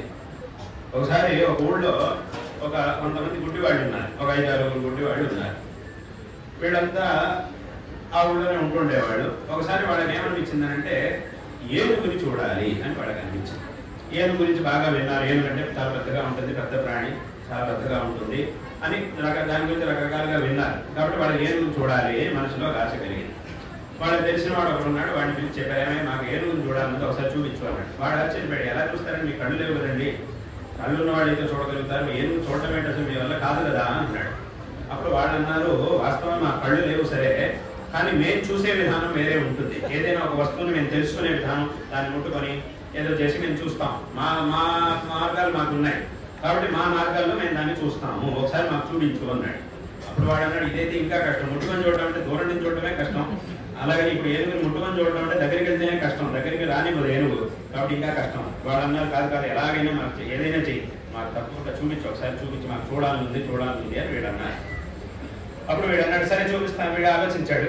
ఆలోచించేప్పుడు ఒక విషయం గుర్తొచ్చింది. ఏమిటి అంటే, ఇక్కడ పెద్ద భవనం ఉంది, ఆ భవనం దగ్గర ఒక పెద్ద ఏనుగు విగ్రహాన్ని పెట్టారు. అది నిజంగా ఏనుగు ఎంత పెద్దగా ఉంటుందో అంతే పెద్దగా ఉంది. అప్పుడు వీడికి అర్థమైంది, అక్కడ ఒక ఏనుగు ఉంది, దాన్ని అది అచ్చం నిజం ఏనుగు ఎలా ఉంటుందో అలాగే తయారు చేశారు, కాబట్టి దాని దగ్గరికి వీళ్ళందరినీ తీసుకెళ్దాం, అప్పుడు ఆ ఏనుగుని చూసినట్టు అవుతుంది, చూసిన కాస్త దాని గురించి కాస్త అవగాహన వస్తుంది అని చెప్పి వాళ్ళందరినీ అక్కడికి తీసుకెళ్ళాడు. తీసుకెళ్ళి చెప్పాడు, ఇక్కడ పెద్ద ఏనుగు విగ్రహం ఉంది, మీరు కానీ దాన్ని ముట్టుకొని చూస్తే నిజంగా ఏనుగు ఎలా ఉంటుందో దానికి ఆ ఒక కల్పన మీకు వస్తుంది, కాబట్టి వెళ్ళి చూడండి అని చెప్పాడు. సరే వెంటనే వీళ్ళంతా వెళ్ళారు, పట్టుకొని చూశారు, ముట్టుకున్నారు, చూస్తూ ఉన్నారు. ఇంతలో వీడికి పరిచయం ఉన్నవాడు ఎవడో అక్కడ వెళ్తూ కనపడ్డాడు. అప్పుడు వీడేం చేశాడంటే, వాటితో మాట్లాడి వస్తాడు కాబట్టి మీరు చూస్తుండండి, నేను ఇంకా ఒకసారి పలకరించి వస్తానని చెప్పి వాడి దగ్గరికి వెళ్ళాడు. వెళ్ళి వాటితో 2 నిమిషాలు మాట్లాడుతూ ఉన్నాడు. ఈలోపు ఇక్కడ పెద్ద గొడవ మొదలైంది. ఈ గుడ్డివాళ్ళు ఎవరైతే ఏనుగు విగ్రహం దగ్గర నుంచి మాట్లాడుతూ చూస్తూ ఉన్నారో వాళ్ళందరి మధ్యలో పెద్ద గొడవ మొదలైంది. ఒకళ్ళు తిట్టుకోవడం మొదలెట్టారు. వాడు అక్కడ వాడి స్నేహితుడితో మాట్లాడుతున్నాడు. వీడు అలసిపోవడం, ఆ గొడవ విని వెంటనే పరిగెత్తుకొచ్చాడు. ఏమైందా అని కంగారుగా పరిగెత్తుకొచ్చాడు. ఏమిటి ఇంచే బాగానే ఉన్నారు కదా, అందరూ ప్రశాంతంగా ఉన్నారు కదా, ఉన్నటువంటి ఇలా తిట్టుకోవడాలు ఏంటి, అరచుకోవడాలు ఏంటి, ఏం జరుగుతోంది అని చెప్పి బయటపడిపోయి పరిగెత్తుకుంటూ వచ్చాడు. వచ్చి అడిగాడు, అందరినీ ఆపాడు, వాళ్ళతో కొట్టుకుంటున్నారు, ఆపారు అందరినీ. ఆపి అడిగాడు, ఏమిటి ఎందుకలా మీరు కొట్టుకుంటున్నారు, ఏమిటి విషయం అని అడిగాడు. అప్పుడు వాళ్ళు చెప్పారు, చూడవా నేను ఏనుగుని చూశాను, మేమంతా ఏనుగుని చూశాం కదా, చూసిన తర్వాత నేను వీడిని అడిగాను, అరే నువ్వు ఏనుగుని చూసావు కదరా ఎలా ఉంది అని అడిగాను. అడిగితే ఏమిటో అసంబద్ధంగా మాట్లాడుతున్నాడు, నేను చూసిన ఏనుగు ఇలా ఉంది అని అంటున్నాడు, కానీ నేను చూసిన ఏనుగు వేరేలా ఉంది, నేను చెప్తున్న దానికి వాడు చెప్తున్న దానికి సంబంధం కుదరట్లేదు. ఇంతలో మేము అక్కడే మా ఇద్దరికి గొడవ మొదలైంది. ఇంతలో 3వ వాడు వచ్చాడు. వాడు వచ్చి అన్నాడు, అరే నువ్వు చెప్తున్నట్టుగాను లేదు, నువ్వు చెప్తున్నట్టుగా లేదు, నేను చూసి నేను అసలు ఎలా ఉందో నేను చెప్తాను, ఇది అసలైనటువంటి ఏనుగు ఇలా ఉంది అని వీడు చెప్పాడు. ఇంతలో 4వ వాడు వచ్చాడు. వాడు చెప్పాడు, అరే మీ ముగ్గురికి అసలు అర్థమే కాలేదు, ఇంత దగ్గరికి వచ్చిన చూసినా కూడా ఇంకా అర్థం కాలేదురా మీకు, నేను చెప్తాను చూడండి అసలు ఏనుగు ఎలా ఉంటుంది అని వీడు ఒక రకంగా చెప్తున్నాడు. ఈ 4-5 ప్రతివాడు ఒక్కో రకంగా చెప్తున్నాడు. ఎవరు చెప్తుంది, ఒకటి చెప్తున్నది ఇంకోటి చెప్తున్న దాంతో కుదరట్లేదు. వీడు చెప్తున్న దానికి వాడు చెప్తున్న దానికి అసలు కొంతనే లేదు. అప్పుడు ఈ రకంగా అప్పుడు నేను చెప్పిందే సరే అని వీళ్ళంతా గొడవ పడుతున్నారు. అప్పుడు వీడు అడిగాడు, అసలు ఏమిటే మీ గొడవ, నువ్వేం చెప్పావు, వాడేం చెప్పాడు, వీడేం చెప్పాడు, అందరూ నాకు అసలు వివరంగా చెప్పండి అని అన్నాడు. అప్పుడు మొదటి వాడు అన్నాడు, ఏనుగు ఎలా ఉంది అని అంటే ఒక స్తంభంలాగా ఉంది అని చెప్పాడు. వీడు స్తంభంలాగా ఉండడం ఏమిటి, అదేమిటా అనుకున్నాడు. సరే 2వ వాడిని అడిగాడు, నువ్వు చెప్పా ఏనుగు ఎలా ఉంది, ఏనుగు ఎలా ఉంది అని అంటే చాటలాగా ఉంది అన్నాడు ఇంకొకడు. ఇంకోటి అడిగాడు, ఏనుగు ఎలా ఉంది అని అంటే చీపురులాగా ఉంది అన్నాడు ఇంకొకడు. ఇంకోటి అడిగాడు, ఏనుగు ఎలా ఉంది అంటే గోడలాగా ఉంది అని ఇంకోటి చెప్పాడు. అప్పుడు వీడికి మొత్తం విషయం అంతా అర్థమైంది. అప్పుడు వీడు చెప్పాడు, ఒరే అట్లా కాదు ఒరే నాయనలారా, అలా కాదు పరిస్థితి, అసలు ఇక్కడ ఉన్నటువంటిది ఏమిటి అని అంటే, నువ్వు ఏనుగు స్తంభంలాగా ఉంది అని చెప్పావు కదా, కానీ నువ్వు చూసింది ఏనుగు కాలుని మాత్రమే, ఆ కాలు పాదం ఎక్కడైతే ఉందో ఆ భాగాన్ని మాత్రమే నువ్వు ముట్టుకొని చూసావు, కాబట్టి ఏనుగు స్తంభంలాగా ఉంది అని నువ్వు అనుకుంటున్నావు. ఇంకోటి చాటలాగా ఉంది అన్నాడు, దాని చెవుల్ని ముట్టుకొని చూశాడు, ఆ చెవులు ఎక్కడైతే ఉన్నాయో ఆ భాగాన్ని ముట్టుకొని చూశాడు, కాబట్టి వాడేమనుకున్నాడు అంటే ఏనుగు చాటలాగా ఉంది అని వాడు అనుకున్నాడు. మిగతా భాగాన్ని వాడు చూడనే లేదు, ఇంకా చూడాల్సింది గొడ్డంతుంది. నువ్వు వీటిపడి అడిగాడు, వాడు తోక ఏదైతే ఉందో దాన్ని పెట్టుకొని చూశాడు, కాబట్టి వాడు చీపురులాగా ఉంది అని వాడు చెప్తున్నాడు. ఇంకోటి దాని కడుపు ఉంటుంది కదా, ఆ భాగాన్ని ముట్టుకొని చూశాడు, అది చాలా విశాలంగా ఉంటుంది కాబట్టి అది గోడలాగా ఉంది అని వీడు అంటున్నాడు. కానీ వాస్తవంగా మీలో అందరూ కూడా ఒక్కొక్క అవయవాన్ని మాత్రమే చూశారు, పరిపూర్ణమైనటువంటి ఏనుగుని మీలో ఎవ్వరూ చూడలేదు. కాబట్టి మీరు చూశారు అంటే ఒక అవయవాన్ని మాత్రమే చూశారు, అంటే ఇంకా చూడాల్సింది బోల్డంతుంది, బోల్డంత విషయం ఉంది ఇంకా ఇక్కడ మీరు చూడాల్సింది. ఒక అవయవాన్ని చూసేసి నాకంతా తెలిసిపోయింది అని మీరు అనుకుంటున్నారు, కానీ చూడాల్సింది చాలా ఉంది. కాబట్టి మీరు ఒక్కొక్కడు మీరు ఏ అవయవాలను అయితే మీరు ముట్టుకొని చూశారో వీటిని మాత్రమే కాదు, ఇంకా చాలా అవయవాలు ఉన్నాయి, వాటన్నిటిని కలిపితే అది పరిపూర్ణమైనటువంటి ఒక ఏనుగు శరీరం. కాబట్టి ఇది విషయం అని చెప్పి అందరికీ తెలియజేశాక అప్పుడు వాళ్ళకి అర్థమైంది, ఓ అలాగా అయితే ఒక్కొక్కడు ఒక్క భాగాన్ని మాత్రమే ముట్టుకొని చూశారా అవని చెప్పి తర్వాత వాళ్ళకి అర్థమైంది. వాళ్ళకి వచ్చినటువంటి ఆ గొడవని వాడు అట్లా సరిచేశాడు. కాబట్టి ఇది ఒక కథ. అంటే ఈ కథ నేను ఎందుకు చెప్పొచ్చాను అంటే శంకరాచార్యుల వారి అవతార కాలంలో ఉన్నటువంటి పరిస్థితి ఇది. ప్రతివాడు ఏదో ఒక పుస్తకం తీసుకోవడం, ఏదో ఒక పురాణం తీసుకోవడం, దానిలో 4 వాక్యాలు నేర్చుకోవడం, నేను చెప్పిందే సరి అని వీడు అనడం, ఇక ఒకడు శివుడికి సంబంధించినటువంటి పురాణాలను తీసుకోవడం, దానిలో ఉన్న విషయాలను పెట్టుకొని నేను చెప్పిందే సరి అని వీడు అనడం, ఇంకోడు వైష్ణవులు విష్ణువుకి సంబంధించినటువంటి పురాణాన్ని తీసుకోవడం, అది మాత్రమే సరి, మిగతావన్నీ తప్పు అని వీడు చెప్పడం, ఇంకోటి అమ్మవారికి సంబంధించినటువంటి విషయాలను తీసుకోవడం, ఇది మాత్రమే సరి అని చెప్పి వీడు చెప్పడం. ఇలా ఈ రకంగా కొంతమంది ఆ కర్మకాండ గురించి చెప్పేటటువంటి వైదికమైన భాగాన్ని మాత్రం తీసుకోవడం, కర్మానుష్ఠానం తప్ప ఇంకేమీ లేదని వీడు చెప్పడం. ఇలా ఈ రకంగా రకరకాలుగా ప్రతి వాడు ఏదో ఒక పుస్తకం, అంటే ఎందుకు వీళ్ళు ఇలా చేస్తున్నారు, మొత్తం చదవచ్చు కదా అంటే మొత్తం చదివేటటువంటి సామర్థ్యం అదందరికీ నేను ఆరంభంలో చెప్పినట్టుగా అది కేవలం ఈశ్వరుడికి మాత్రమే సాధ్యం. పరిపూర్ణమైనటువంటి వైదిక వాంగ్మయం ఏం చెప్తోంది అనేటటువంటి విషయాల్ని ఆ వేదముల్ని ఈ జగత్తుకు ఉపదేశించినటువంటి పరమాత్మకి మాత్రమే సాధ్యం. కాబట్టి ప్రతివాడు ఏదో ఒక 4 ముక్కలు నేర్చుకోవడం, 4 ముక్కలు చూడడం, ఇదే సరి అని రకరకాలుగా ప్రతిపాదన చేస్తూ ఉండడం, వాడి వెనకాల 4 చేరడం, ఇటువంటి పరిస్థితి ఉన్నప్పుడు శంకరాచార్య వారు అవతరించి అందరికీ కూడా ఉపదేశించారు. చూడు, నువ్వు చదివింది ఒక గ్రంథాన్ని మాత్రమే, నువ్వు చదివింది ఒక గ్రంథాన్ని మాత్రమే. అంటే యజ్ఞపి ఇవన్నీ కూడా మన వైదిక వాంగ్మయంలో ఉన్నటువంటి గ్రంథాలే, కానీ మిగతా గ్రంథాలను మీరు సరిగ్గా చదవకపోవడం వల్ల ఈ మొత్తం వివాదం అంతా ఏర్పడింది. అంటే ముందు అసలు దేవుడు లేడు అనేటటువంటి వాళ్ళు అలాంటి వాళ్ళు ముందున్నారు. వాళ్ళందరినీ ఖండించి భగవంతుడు ఉన్నాడు అనేటటువంటి ఆ భగవద్ అస్తిత్వాన్ని శంకరాచార్య వారు చూపించారు.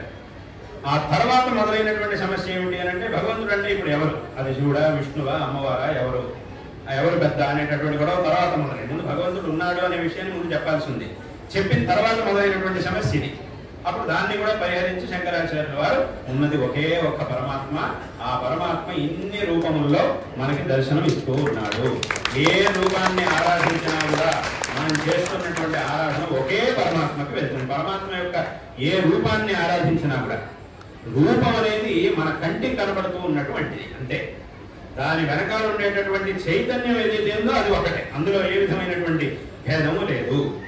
ఆ రూపం అనేది ఇన్ని రకాలుగా ఇందాక చెప్పినట్టుగా భగవంతుడు ఆయా పరిస్థితులకు తగినట్టుగా అనేక విధమైనటువంటి రూపాన్ని, ఆయా పరిస్థితులు, ఆయా కార్యాలు, వీటన్నిటిని చేయడం కోసం రకరకాల శరీరాలని భగవంతుడు ధరించాల్సి వచ్చింది. అంతే తప్ప దానివల్ల రకరకాల శరీరాన్ని భగవంతుడు ధరించాడు అన్నంత మాత్రాన దేవుడే చాలా రకరకాలుగా విడిపోయాడు అని అర్థం కాదు. ఒక దేవుడు రకరకాలుగా అయిపోయాడు అని అర్థం కాదు. ఉన్నది ఒకే ఒక భగవంతుడు. అయితే ఆ కంటికి కనిపించేటటువంటి రూపం ఏదైతే ఉంటుందో ఆ రూపముల విషయంలో ఒక్కొక్క మనిషి యొక్క అభిరుచి ఒక్కో రకంగా ఉంటుంది. ఇప్పుడు ఉదాహరణకు రంగులు ఉంటాయి. ఒక మనిషికి నల్ల రంగు అంటే ఇష్టం, ఒకటి తెలుపు అంటే ఇష్టం, ఒకటి ఎరుపు అంటే ఇష్టం, ఇలా రకరకాల ఆయా రంగులు వాళ్ళ ఇష్టం. ఇది ఎందుకు ఇలాగా అంటే దాన్ని ఎవరు సమాధానం చెప్పలేదు, అంతే, వాళ్ళ అభిరుచి అంతే. కాబట్టి భగవంతుడు ఆయా సందర్భాలకు తగినట్టుగా అనేక రూపాలని ధరించాడు. ఆ తర్వాత భగవద్ ఆరాధనలో ప్రవృత్తులైనటువంటి భక్తులు ఎవరైతే ఉన్నారో వాళ్ళలో ఒక్కొక్క రూపాన్ని మీద ఒక్కొక్కరికి అభిరుచి కలిగింది. కాబట్టి ఆయా అభిరుచికి తగినట్టుగా ఒక్కొక్కడు ఒక్కొక్క రూపాన్ని ఆరాధించడం మొదలెట్టారు. కాబట్టి ఏ రూపాన్ని ఆరాధించినా కూడా దాని వెనుకున్నటువంటి చైతన్యం ఒకటే. ఈ రూపాన్ని ఆరాధించడం, ఈ రూపాన్ని ఆరాధించినా, ఇంకో రూపాన్ని ఆరాధించినా వెనుకుండేటటువంటి చైతన్యం ఒకటే. కాబట్టి ఈ విషయాన్ని శంకరాచార్యుల వారు తెలియజేశారు, అందరికీ కూడా తెలియజేశారు. ఇక్కడ ఆయా అభిరుచి అనేది రకరకాలుగా ఉంటుంది. ఇప్పుడు ఉదాహరణకి ఇంట్లో చిన్నపిల్లలు ఉంటారు, వాళ్ళకి తల్లిదండ్రులు మంచి బట్టలను కొంటారు, రకరకాల 5-6 జతలను కొంటారు పిల్లలకి. మన పిల్లలకి కొనేటప్పుడే ఏవి బాగుంటాయి మా పిల్లలకి అనేది బాగా చూసి కొంటారు. కొన్న తర్వాత ఏమందంటే ఒక్కో రోజు ఒక్కో దాన్ని తొడుగుతారు. తొడిగినప్పుడు ఏమవుతుంది అంటే ఇంట్లో ఉండేటటువంటి తల్లిదండ్రులు అథవా బంధువులు వీళ్ళందరి యొక్క అభిరుచి రకరకాలుగా ఉంటుంది. ఒక విధమైనటువంటి బట్టలను తొడిగినప్పుడు పిల్లల్ని చూడడానికి ఇంకా కాస్త సంతోషం, తల్లికి ఇష్టం, తల్లికి ఎక్కువ ఇష్టం. ఇంకో బట్టలను తొడిగినప్పుడు తండ్రికి కాస్త ఎక్కువ ఇష్టం, 2 సార్లు ఎక్కువ సార్లు చూస్తాడు. ఇంకో 2 సార్లు ఎక్కువగా చూస్తాడు పిల్లాడిని. ఇందులో చాలా బాగున్నాడు అంటే ఎలా ఉన్నా సరే బాగానే ఉంటాడు, కానీ ఈ బట్టల్లో ఇంకా చూడడానికి బాగున్నాడు అని వీడికి అనిపిస్తుంది. ఇలా ఒక్కొక్కడికి ఒక్కో రకంగా ఉంటుంది. అదేవిధంగా ఒకటి శివుడి రూపం చూస్తే ఇష్టం, ఒకటి విష్ణువుని రూపాన్ని చూడటం అంటే ఇష్టం, ఆ రూపాన్ని ఆరాధించడం అంటే ఇష్టం. కాబట్టి ఈ అభిరుచి అనేది ఇన్ని రకాలుగా ఉంటుంది కాబట్టి ఏ రూపాన్నైనా ఆరాధించవచ్చు, కానీ ఆ చైతన్యం విషయంలో మాత్రం ఏ విధమైనటువంటి తేడా మన మనసులో రాకూడదు అనేటటువంటి విషయాన్ని శంకరాచార్యుల వారు ఉపదేశించారు. అయితే ఇప్పుడు పరిస్థితి ఎలా ఉంది అని అంటే చాలా చోట్ల ఇప్పుడు ఉదాహరణ ఒక వ్యక్తి నా దగ్గరికి వచ్చాడు, ఒకసారి వచ్చి చెప్పాడు. ఏమిటి అంటే నాకు సమస్య ఉంది అన్నాడు. ఏమిటి సమస్య? నాకు మా భార్యకి పడట్లేదు అని అన్నాడు. ఏదో అలాంటి చిన్నవి ఏవో గొడవలు ఉండనే ఉంటాయి, అదేం పెద్ద విషయం కాదు, ఏదో చిన్న మనస్పర్ధలు వస్తూ ఉంటాయి, కానీ వాటిని సరి చేసుకోవాలని నేను చెప్పాను. అప్పుడు అతను ఉన్నాడు, అబ్బాయి అలా సామాన్యంగా అందరికీ సాధారణంగా వచ్చేటటువంటి సమస్య కాదు నాది అన్నాడు. మరి ఏమిటి సమస్య అని అంటే, ఏం లేదు, ఒకసారి మా ఊరికి ఒక పెద్ద మనిషి వచ్చాడు. ఆయన ఏదో ఉపదేశం ఆయన వచ్చాడు కాబట్టి చాలా మంది చూడడానికని వెళ్ళారు, ఆయన దగ్గరికి వెళ్ళినప్పుడు ఆయన వచ్చిన వాళ్ళందరికీ ఏదో ఉపదేశం చేస్తాను అని చెప్పి ఒక నామాన్ని ఉపదేశించాడు, విష్ణువు యొక్క నామాన్ని ఉపదేశించి నువ్వు దీన్ని చక్కగా జపం చేసుకో అని చెప్పాడు. చాలా సంతోషం. ఆ విష్ణువు భగవన్ నామం జపం చేయడం అంటే చాలా సంతోషం, చాలా భాగ్యం, అందులో సందేహం లేదు.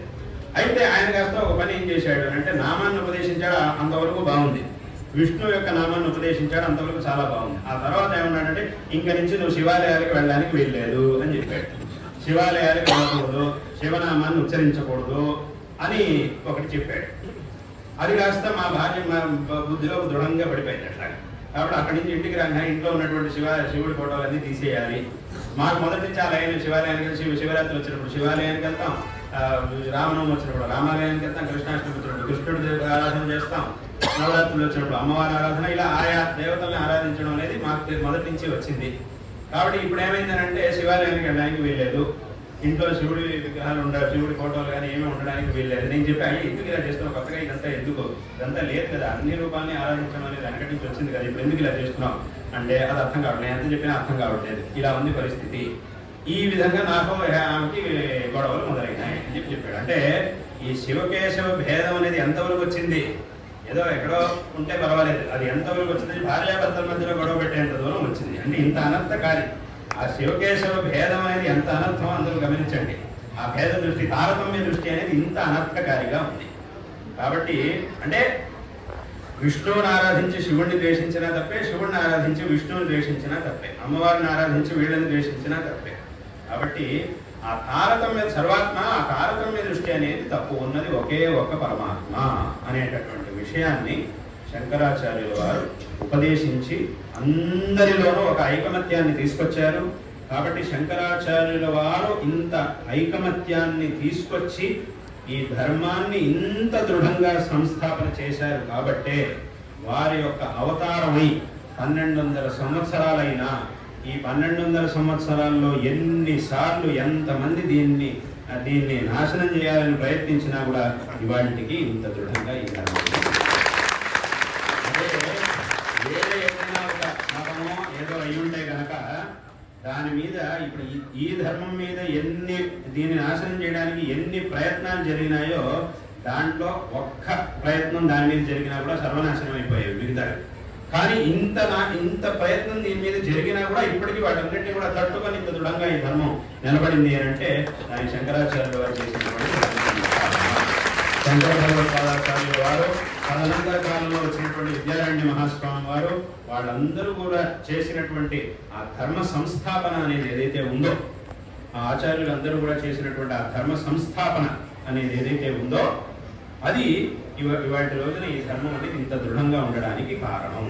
కాబట్టి అందులోనూ ప్రప్రథమంగా మనం స్మరించవలసినటువంటి మహాపురుషులు అంటే అది జగద్గురు శంకర భగవత్పాదాచార్యులు. ప్రతి ఒక్క సనాతన ధర్మ అనుయాయి నిరంతరం స్మరించవలసినటువంటి మొట్టమొదట స్మరించవలసినటువంటి మహాపురుషులు అంటే శంకర భగవత్పాదాచార్యులు వారు. కాబట్టి ప్రతి ఒక్కరూ కూడా శంకర భగవత్పాదాచార్యుల వారిని స్మరించాలి, వారు చూపించినటువంటి మార్గాన్ని అనుసరించాలి, వారు చేసినటువంటి ఉపదేశాలని తెలుసుకోవాలి. మనకు తెలియకపోయినా పెద్దవాళ్ళ నుంచైనా తెలుసుకోవాలి, వారు చూపించినటువంటి మార్గంలో వెళ్ళాలి.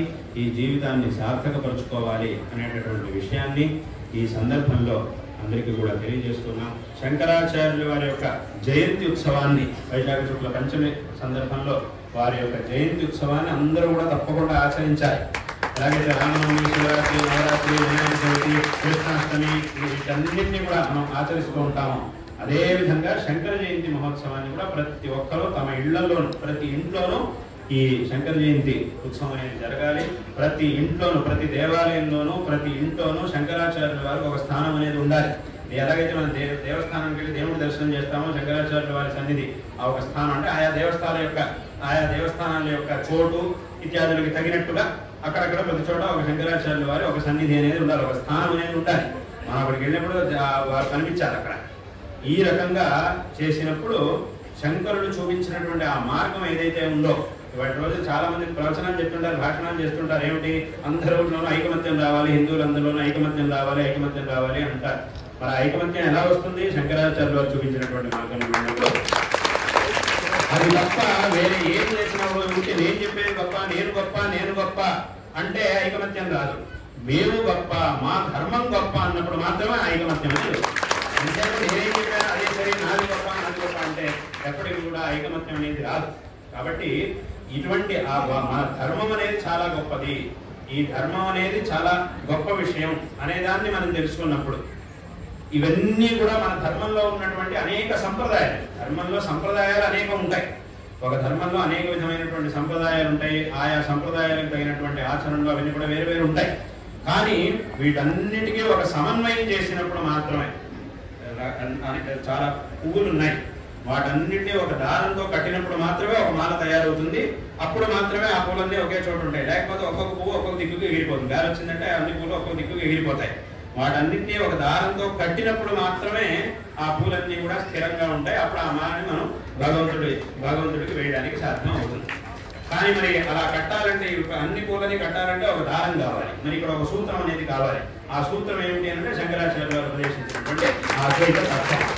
కాబట్టి ఈ తత్వం ద్వారా ఈ పరిస్థితిని అంటే అన్ని సంప్రదాయాల్ని కూడా ఏకీకృతం చేసినప్పుడు ఈ ధర్మం అనేది దృఢంగా ఉంటుంది. దాన్నే శంకరాచార్యులు వారు చేశారు, ఆ మార్గాన్ని ఉపదేశించారు. అందుకే మనం అందరూ కూడా చాలా మంది శివరాత్రి వచ్చింది అన్నప్పుడు శివుడి ఆరాధన చేస్తున్నాం. ఆ తర్వాత రామనవమి వచ్చినప్పుడు రాముడి ఆరాధన చేస్తూ ఉన్నాం.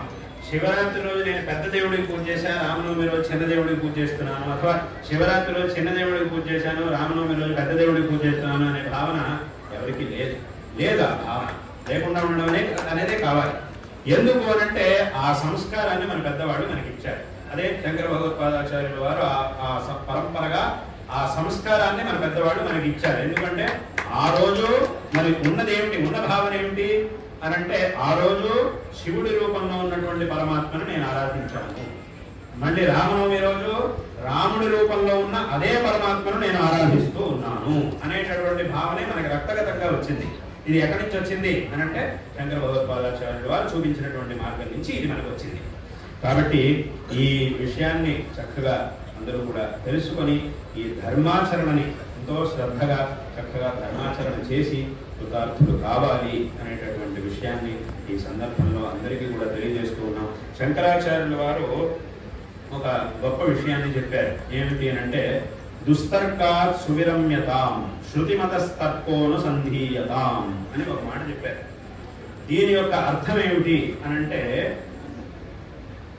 దీని యొక్క సారాంశం ఏమిటి అనంటే, ఏదైనా ఒక పని చేసేటప్పుడు దాని గురించి తెలుసుకోకుండా ఊరికే కళ్ళు మూసుకొని ఏ పనిని చెయ్యకూడదు అనేది ఒక విషయం అయితే, ఎవరైనా ఒక ప్రామాణికమైనటువంటి విషయాన్ని మన హితాన్ని కోరి ఒక సరైనటువంటి విషయాన్ని మనకు ఉపదేశించినప్పుడు ఊరికే దాని మీద కుతర్కాలను చేస్తూ సమయాన్ని వ్యర్థం చేయకూడదు అని దీని యొక్క సారాంశం. ఒక మంచి మార్గాన్ని ఒక మంచి వ్యక్తి మనకి చూపించినప్పుడు అప్పుడు ఊరికే దాని మీద కుతర్కాలు చేయడం, ఇదెందుకు అదెందుకు అనుకుంటూ ఊరికే కుతర్కాలు చేస్తూ కాలహరణ చేయకూడదు అనేది మొదటి విషయం.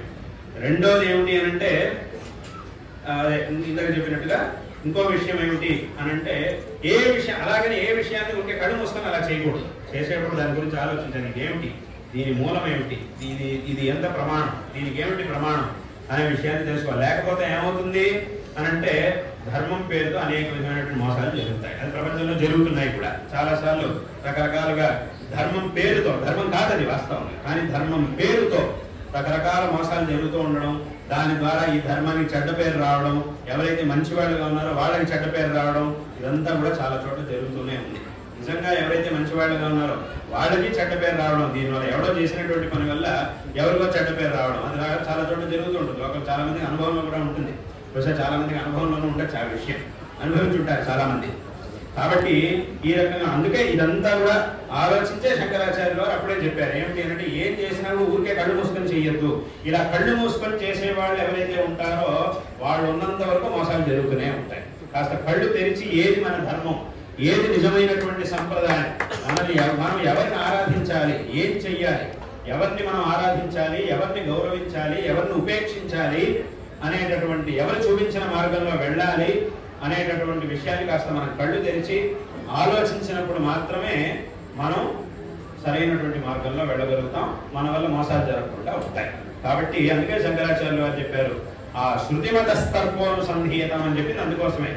శాస్త్రం, శృతి అంటే వేదం, శాస్త్రం, ఆ వేదం మనకి చూపించినటువంటి మార్గంలో నువ్వు వెళ్ళాలి. దుస్తర్కాలు సువిరమ్యత, ఊరికే కుతర్కాలను చేయడం మానేసి వైదిక మార్గం, వేదం ఏదైతే మనకు చూపిస్తుందో ఆ మార్గంలో వెళ్ళు అని శంకరాచార్యులు ప్రమాణ పురస్సరంగా ఒక ప్రమాణాన్ని పెట్టుకొని మన మార్గంలో మనం వెళ్ళాలి అనేటటువంటి విషయాన్ని శంకరాచార్యులు వారు ఉపదేశించారు.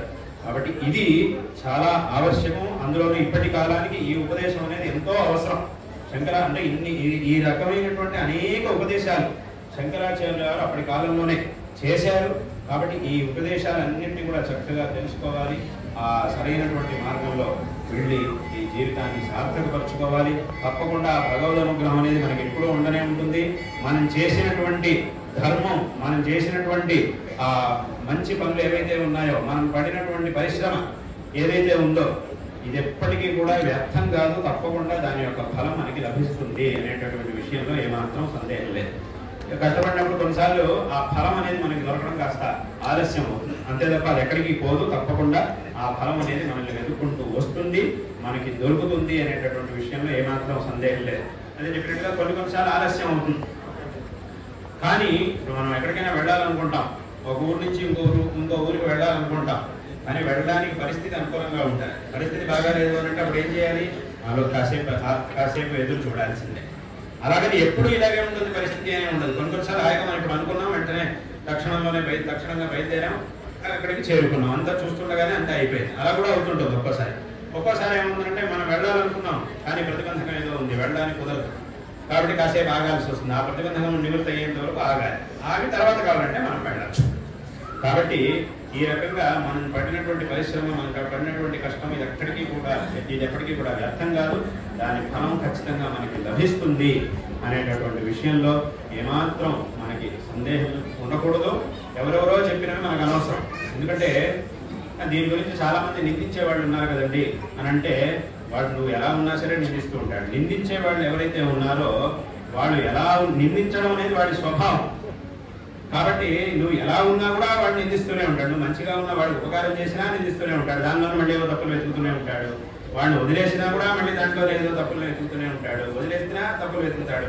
వాడు ఉపకారం చేసినా కూడా మళ్ళీ తప్పులు వెతుకుతూనే ఉంటాడు. ఎందుకంటే అది వాడి స్వభావాన్ని ఎవరు కూడా మార్చి, ఒక కుక్క ఉంది, అది మరుగుతూ ఉంటుంది. మరగడం అనేది దాని స్వభావం. దాన్ని కట్టేసినా వదిలేసినా ఏం చేసినా అరుస్తూనే ఉంటుంది, అది దాని స్వభావం. అది అరవకూడదు, నేను చెప్తున్నా అది అరవకూడదు అంటే ఎలా కుదురుతుంది? అది అరుస్తుంది. అది ఎవరు చెప్పినా సరే, మామూలు మనిషి చెప్పినా ఎవరు చెప్పినా సరే నువ్వు అరవకూడదు అన్నట్టు మాత్రం అది ఆపదు, అది అరుస్తూనే ఉంటుంది. కాబట్టి దీన్ని చక్కగా మనం తెలుసుకోవాలి. అందుకే ఒక కథ ఉంది, అది చెప్పేసి పూర్తి చేస్తాను. ఏమిటి అంటే, ఒకసారి ఒక ఊళ్ళో తండ్రి కొడుకులు ఉన్నారు. వాళ్ళిద్దరూ ఇంటికి ఏదో కావాల్సినటువంటి సామాన్ తెచ్చుకోవడానికని పక్కన ఊరికి వెళ్ళారు, పెద్ద ఊరికి వెళ్ళారు. అక్కడి నుంచి కావాల్సినటువంటి సామాన్లన్నీ కూడా కొనుక్కొని ఇంటికి బయలుదేరుతూ ఉన్నారు. వెళ్తుంటే దారిలో ఒకడెవడో ఒక గుర్రాల వ్యాపారం ఉన్నాడు. వాడు మంచి జాతి గుర్రాలను తీసుకొచ్చి అక్కడ అమ్ముతూ ఉన్నాడు. అప్పుడు వెంటనే ఈ తండ్రి ఆలోచించాడు, మనం కూడా గుర్రం కొనుక్కుంటే మనకు ఉపయోగపడుతుంది, వెళ్ళడానికి రావడానికి దానికి అంతా పనులకు ఉపయోగపడుతుంది అని అనుకున్నాడు. వెంటనే వెళ్ళాడు, ఒక మంచి గుర్రాన్ని కొన్నాడు. అంటే ఈ గుర్రం ఇంకా పెద్దది కాదు, చిన్నది కాదు, అలాంటి ఒక గుర్రాన్ని కొన్నాడు. ఇది ఇంకా పెరుగుతోంది, ఇప్పుడిప్పుడే ఇంకా ఎదుగుతోంది. అటువంటి ఒక గుర్రాన్ని చూశాడు, దాన్ని కొన్నాడు.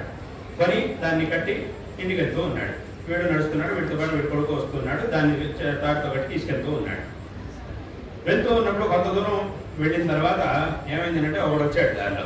వాడెవడో వీడికి తెలియదు, వీడెవడో వాడికి తెలియదు, కానీ వాడు వచ్చాడు దారిలో. ఒకడు వచ్చాడు, వచ్చి వీడిని చూసి అన్నాడు, ఏమయ్యా నీకు గుర్తుందా, ఇంత మంచి గుర్రం ఉంది, గుర్రాన్ని ఊరికి అలా నడిపిస్తూ తీసుకెళ్తావా? నువ్వు నడుస్తున్నావు, పిల్లాడు నడుస్తున్నాడు, గుర్రము నడుస్తుంది. గుర్రం ఉన్నదే దాని మీద ఎక్కి వెళ్ళడానికి. మరి అలాంటి గుర్రాన్ని ఊరికే నడిపిస్తూ ఎందుకు ఇంత కష్టపడ్డావు, నీకేమైనా గుర్తుందా, హాయిగా దాని మీద ఎక్కి వెళ్ళొచ్చు కదా అనేసి వెళ్ళిపోయాడు. అప్పుడు వీడేం చేశాడు అంటే, అవును వాస్తవం, వీడు చెప్పింది కూడా నిజమే, గుర్రం ఉండేదే దాని మీద ఎక్కి వెళ్ళడానికి కదా, ఊరికే నడుస్తూ కష్టపడడం ఎందుకో అని చెప్పి తాను కూర్చోకుండా తన పిల్లాడిని కూర్చోబెట్టాడు. పిల్లవాడిని దాని మీద ఎక్కించాడు, వాడు హాయిగా దాని మీద కూర్చున్నాడు. మళ్ళీ కొంత దూరం వెళ్ళాడు. వెళ్ళిన తర్వాత ఇంకాస్త దూరం వెళ్ళిన తర్వాత ఏమంటే మళ్ళీ ఇంకెవడో వచ్చాడు. వాడెవడో వీడికి తెలియదు, వీడెవడో వాడికి తెలియదు. వాడు వచ్చాడు. వాడన్నాడు, ఏమైనా కొడుకుని చూసి అన్నాడు, ఏమయ్యా నీకేమైనా బుద్ధి ఉందా, మీ నాన్న పెద్దవాడు కదా, ఎలా నీకు బుద్ధి ఉందా అసలు, మీ నాన్న పెద్దవాడు కదా, పెద్దవాడు కష్టపడి నడుస్తూ ఉంటే చిన్నవాడికి నువ్వు హాయిగా గుర్రం ఎక్కి కూర్చుంటావా, బుద్ధి ఉందా నీకు అసలు, దిగు కిందకి అని చెప్పి వీడిని తిట్టాడు. మీ నాన్న ఎక్కాలి, నువ్వు చిన్నవాడు కదా, ఎలాగైనా సరే వెళ్ళొచ్చు, నడిచినా పరిగెత్తినా నీకేముంది, ఏం పర్వాలేదు, ఎలాగైనా నువ్వు వెళ్ళొచ్చు, మీ నాన్న ఎక్కాలి, కాబట్టి పెద్దవాళ్ళ గౌరవం ఇవ్వడం నేర్చుకో అని చెప్పి వాడిని తిట్టేసి వెళ్ళిపోయాడు. అప్పుడు వీడు ఆలోచించాడు, మళ్ళీ తండ్రి ఆలోచించాడు, అనుకున్నాడు, బాగుంది, వీడు చెప్పింది కూడా నిజమే, నేను ఎక్కుతాను, వాడు చిన్నవాడిగా కావాలంటే నడుస్తాడు, పరిగెడతాడు, ఏమైనా చేస్తాడు, వాడికి ఏమి ఇబ్బంది ఉంటుంది, నేను ఎక్కి కూర్చుంటాను. వీడి గుర్రం ఎక్కి కూర్చున్నాడు. మళ్ళీ కొంత దూరం పెడుతున్నాను. మళ్ళీ ఇంకెవడో వచ్చాడు, వాడెవడో వీడికి తెలియదు, వీడెవడో వాడికి తెలియదు. మళ్ళీ ఇంకో మూడో వాడు వచ్చాడు. వాడన్నాడు, ఈ తండ్రిని చూసి అన్నాడు, ఏమైనా నీకేమైనా బుద్ధి ఉందా, నువ్వు హాయిగా గుర్రం ఎక్కి కూర్చున్నావు, నీ కొడుకు ఏమో చిన్నపిల్లాడు, వాడు కష్టపడి నడుస్తున్నాడు, వీడు ఎండలో ఎలా నడుస్తున్నాడు చూడు, వాడు ఎలా అలసిపోతున్నాడు చూడు, వాడిని నడిపిస్తావా? లోకంలో ఎక్కడైనా ఇలా తండ్రి పిల్లలు సుఖంగా ఉండాలనుకుంటాడు తప్ప, పిల్లల్ని కష్టపెట్టకూడదు అనుకుంటాడు తప్ప, నీలాగా గుర్రం ఎక్కి కూర్చొని పిల్లాన్ని కష్టపెడుతున్నావే నువ్వు, అసలు నీలాంటి తండ్రులు ఉండడం వల్ల సమాజం నాశనం అయిపోతుందని చెప్పి తిట్టేసి వెళ్ళిపోయాడు. ఊరికే వీడు గుర్రం మీద ఉన్నాడు, వాడికి ఎంత కూర్చోబడి నేరుగా సమాజం నాశనం అయిపోతుంది అన్నంత దూరం మాట్లాడేసాడు, వెళ్ళిపోయాడు. ఆ సమాజం నాశనం అయిపోవడానికి వీడు గుర్రం మీద కూర్చోడానికి సంబంధమే లేదు, కానీ వీడు అంత మాట అనేసి వెళ్ళిపోయాడు. మళ్ళీ వీడు ఆలోచనలో పడ్డాడు, అవును నిజంగా వీడు చెప్తున్నది కూడా నిజమే, కొడుకు చిన్నపిల్లాడు కదా, వాడిని ఎక్కువ కష్టపెట్టకూడదని చెప్పి వాడిని కూడా ఎక్కించాడు. ఇద్దరు ఎక్కి కూర్చున్నారు ఇప్పుడు గుర్రం మీద. మళ్ళీ ఇద్దరు వెళ్ళడం మొదలెట్టారు. కొంత దూరం వెళ్ళారు. మళ్ళీ ఇంకోటి వచ్చాడు. వాడన్నాడు, ఏమైనా మీరు ఇద్దరు గుర్రం మీద ఎక్కి కూర్చుంటే మీ బరువుకి గుర్రం నడుము విరిగిపోయేట్టుగా ఉంది, ఇంకా అది ఎదుగుతోంది, కాస్త దాన్ని ఎదగనివ్వండి, కొంచెం పెద్దదైన తర్వాత అప్పుడు కావాలంటే, అంత బాగా బలంగా ఎదిగిన తర్వాత అప్పుడు దాని మీద ఇద్దరు కాదు ముగ్గురు కూర్చొని వెళ్ళండి.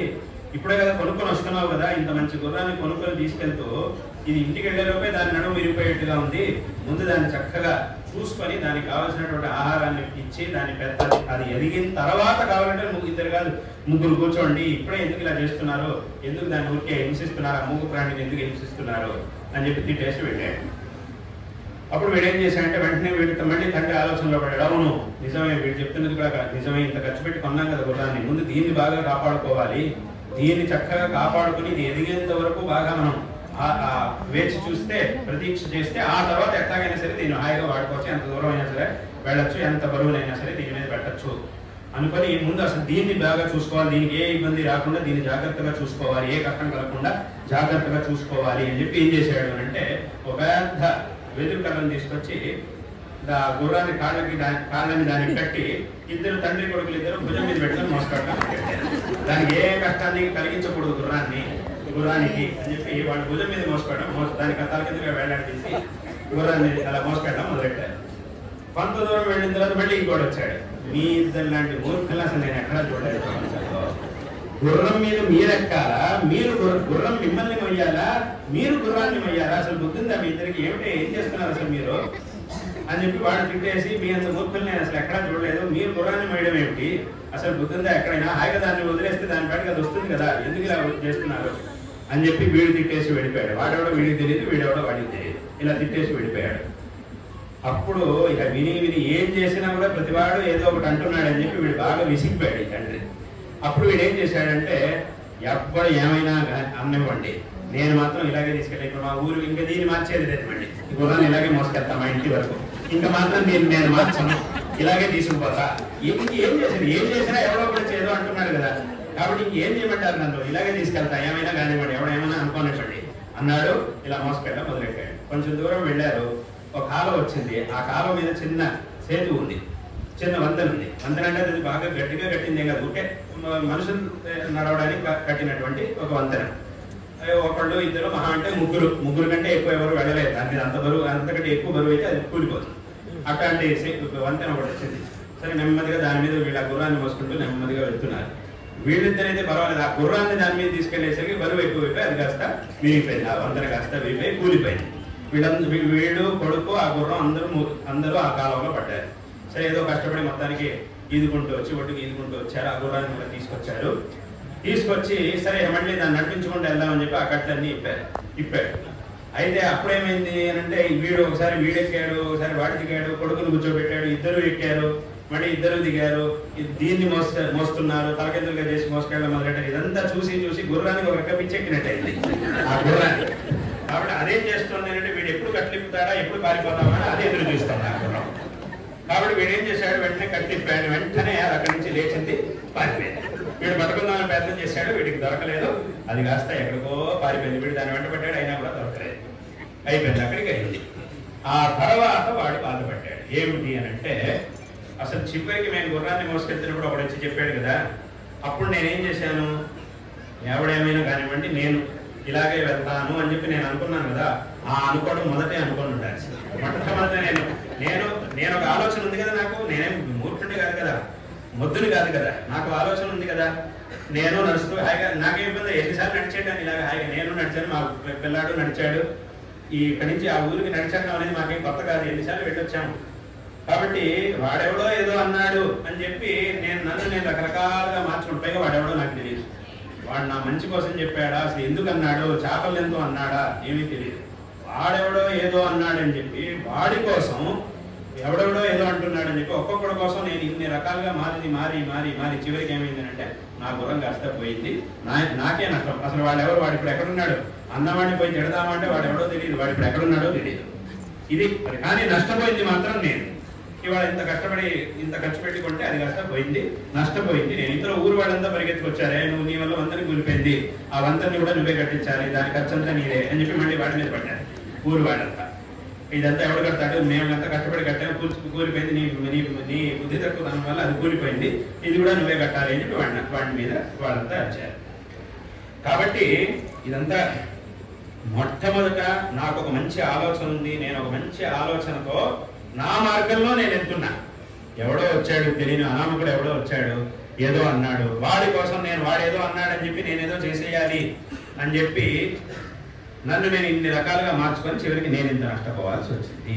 ఒక మంచివాడు, నా హితైషి, నాకు బాగా పరిచితుడు, నా హితైషి, నా హితాన్ని కోరి నా దగ్గరకు వచ్చి ఏదైనా మంచి విషయం చెప్పుంటే అప్పుడు నేను దాన్ని తీసుకొని ఉంటే, ఆ విషయాన్ని కనుక నేను గ్రహించి నేను తీసుకొని ఉంటే మంచి జరిగి ఉండేది నాకు. కానీ వాడు ఎవడో తెలియదు, నేనేదో సరిగా ఆలోచించకుండా ఆ మార్గం వాడు చెప్పినట్టుగా చేసి చివరికి ఇంత నష్టాన్ని అనుభవించాల్సి వచ్చింది అని తర్వాత బాధపడ్డాడు. అయితే అప్పటికి జరగాల్సినటువంటి నష్టం అంతా జరిగిపోయింది. ఇది ఒక కథ. అంటే ఇదని నేను ఎందుకు చెప్పొచ్చాను అంటే, ఇలాంటి దారిని పోయే దానయ్యలు చాలా మంది దొరుకుతూనే ఉంటారు, అందరికీ ఎప్పుడో ఒక చోట కనిపిస్తూనే ఉంటారు. కాబట్టి వాళ్ళు చెప్పింది కాదు మనకి ముఖ్యం, మన పూర్వీకులు మన యొక్క హితాన్ని కోరి ఏ విషయాన్ని అయితే మనకు ఉపదేశించారో, ఏ మార్గాన్ని మనకు ఉపదేశించారో అది మనకి ముఖ్యం. కాబట్టి అదే సత్యం, ఎప్పటికైనా కూడా నిజం అదే. మన ధర్మం అనేది, ఈ ధర్మం అనేది ఏదైతే ఉందో, ఈ సంస్కృతి అనేది ఏదైతే ఉందో, ఇదే ఎప్పటికైనా కూడా నిజమైనటువంటిది. కాబట్టి ఈ మార్గాన్ని అనుసరించి అందరూ కూడా కృతార్థులు కావాలి అనేటటువంటి విషయాన్ని ఈ సందర్భంలో తెలియజేస్తూ ఉన్నాం. ఇంతకుముందు దాదాపుగా 6 సంవత్సరాల క్రితం మా యొక్క ఆంధ్రదేశ విజయయాత్ర జరిగినప్పుడు చివరిగా ఇక్కడికి వచ్చి, ఈ హిందూపురానికి వచ్చి ఇదే ప్రదేశంలో ఇక్కడే ఒక రోజు ఉండి ఇక్కడి నుంచి కర్ణాటకలో ప్రవేశించి నా యాత్ర నేను చేశాను. అప్పుడు చేశాను ఆంధ్రదేశ యాత్రను ఇక్కడ నేను పూర్తి చేశాను.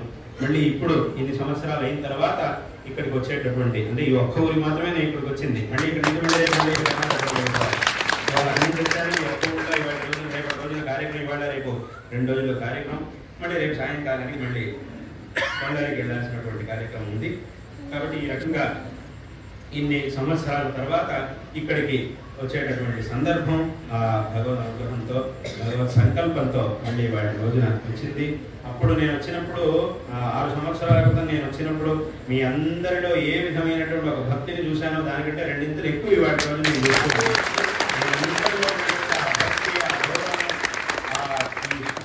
ఈ జగద్గురు పీఠం మీద మీ అందరికీ ఉన్నటువంటి ఆ భక్తి అప్పటికంటే కూడా ఇన్ని రెట్లు 2 రెట్లు ఎక్కువగా నేను ఇప్పుడు చూస్తూ ఉన్నాను. ఇది నాకు ఇంకా విశేషమైనటువంటి సంతోషాన్ని కలిగిస్తూ ఉన్నది. విశేషంగా రేపటి రోజున కుంభాభిషేక కార్యక్రమం కూడా ఉన్నది. ఈ ఒక కార్యక్రమాన్ని రేపటి రోజున పూర్తి చేసి మీ అందరికీ కూడా రేపటి రోజున మంత్రాక్షతలు ఇచ్చి ప్రసాదాన్ని ఇచ్చి తదనంతరం ఇక్కడి నుంచి ముందుకు వెళ్ళాలి అని సంకల్పం చేసి ఉన్నాం. ఈ సందర్భంలో మీ అందరికీ కూడా నారాయణ స్మరణపూర్వకమైనటువంటి ఆశీర్వాదాలను తెలియజేస్తూ ఉన్నాం. శారదా చంద్రమౌళీశ్వరుడు యొక్క మరియు మా గురువర్యులు జగద్గురు శ్రీ శ్రీ భారతీ తీర్థ మహాస్వామి వారు ఈ దక్షిణామ్నాయ శృంగేరి శారదా పీఠం యొక్క అవిచ్ఛిన్నమైనటువంటి గురు పరంపరలో 36వ అధిపతులుగా మా గురువరేణ్యులు శంకర భగవత్పాదాచార్యుల వారు ధర్మోద్ధరణ చేసి ఆ ధర్మ సంస్థాపన కోసం 3 పనులను చేశారు. అనేక పనులను చేశారు. వాటన్నింటినీ కూడా 3 రకాలుగా మనం విభజించవచ్చు. ఏమిటి అంటే మొట్టమొదటిది దిగ్విజయ యాత్ర.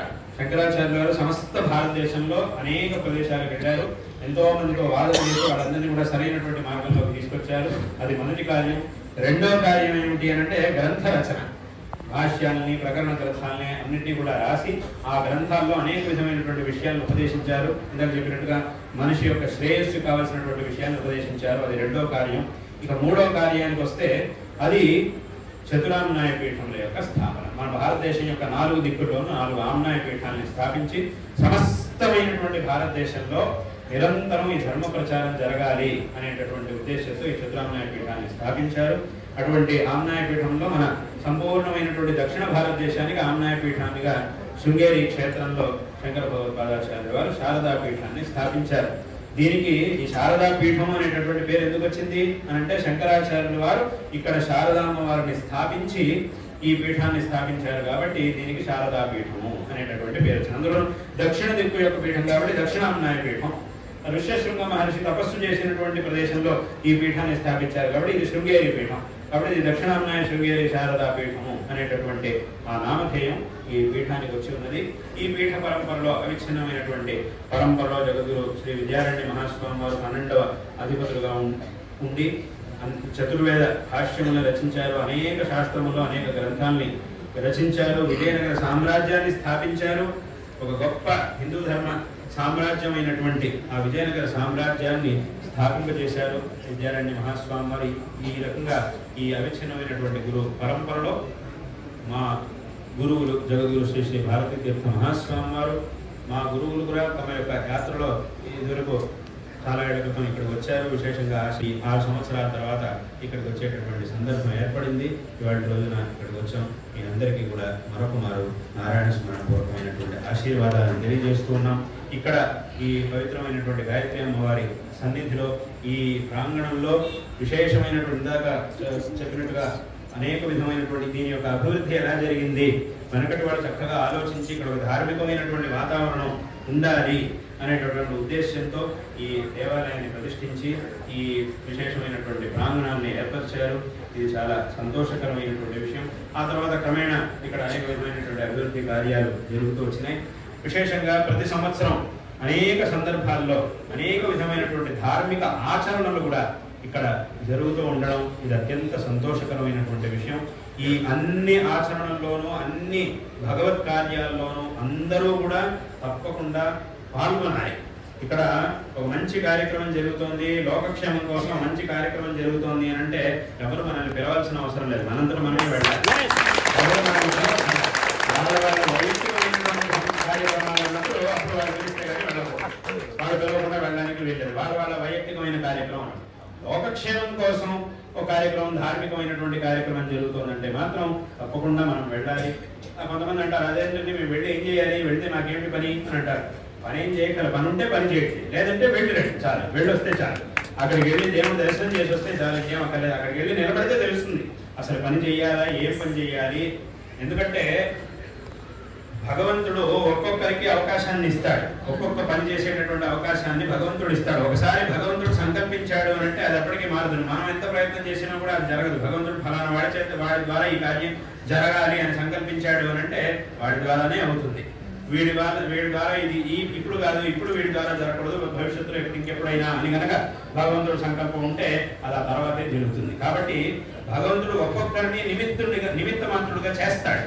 ఎలాగైతే ఇప్పుడు ఆ మహాభారత యుద్ధంలో అర్జునుడిని నిమిత్తంగా చేసి చెప్పాడు, నువ్వు నా నిమిత్తంగా ఉంటూ ఈ పని చెయ్యి, నిమిత్త మాత్రుడుగా ఉంటూ నువ్వు ఈ పని చెయ్యి అని ఎలాగైతే చెప్పాడో అక్కడైతే నేరుగా అర్జునుడికి చెప్పాడు. ఇక్కడ ఏం చేస్తాడు అంటే సూచిస్తాడు భగవంతుడు, ఆ పరిస్థితిని ఆ రకంగా తీసుకొస్తాడు భగవంతుడు.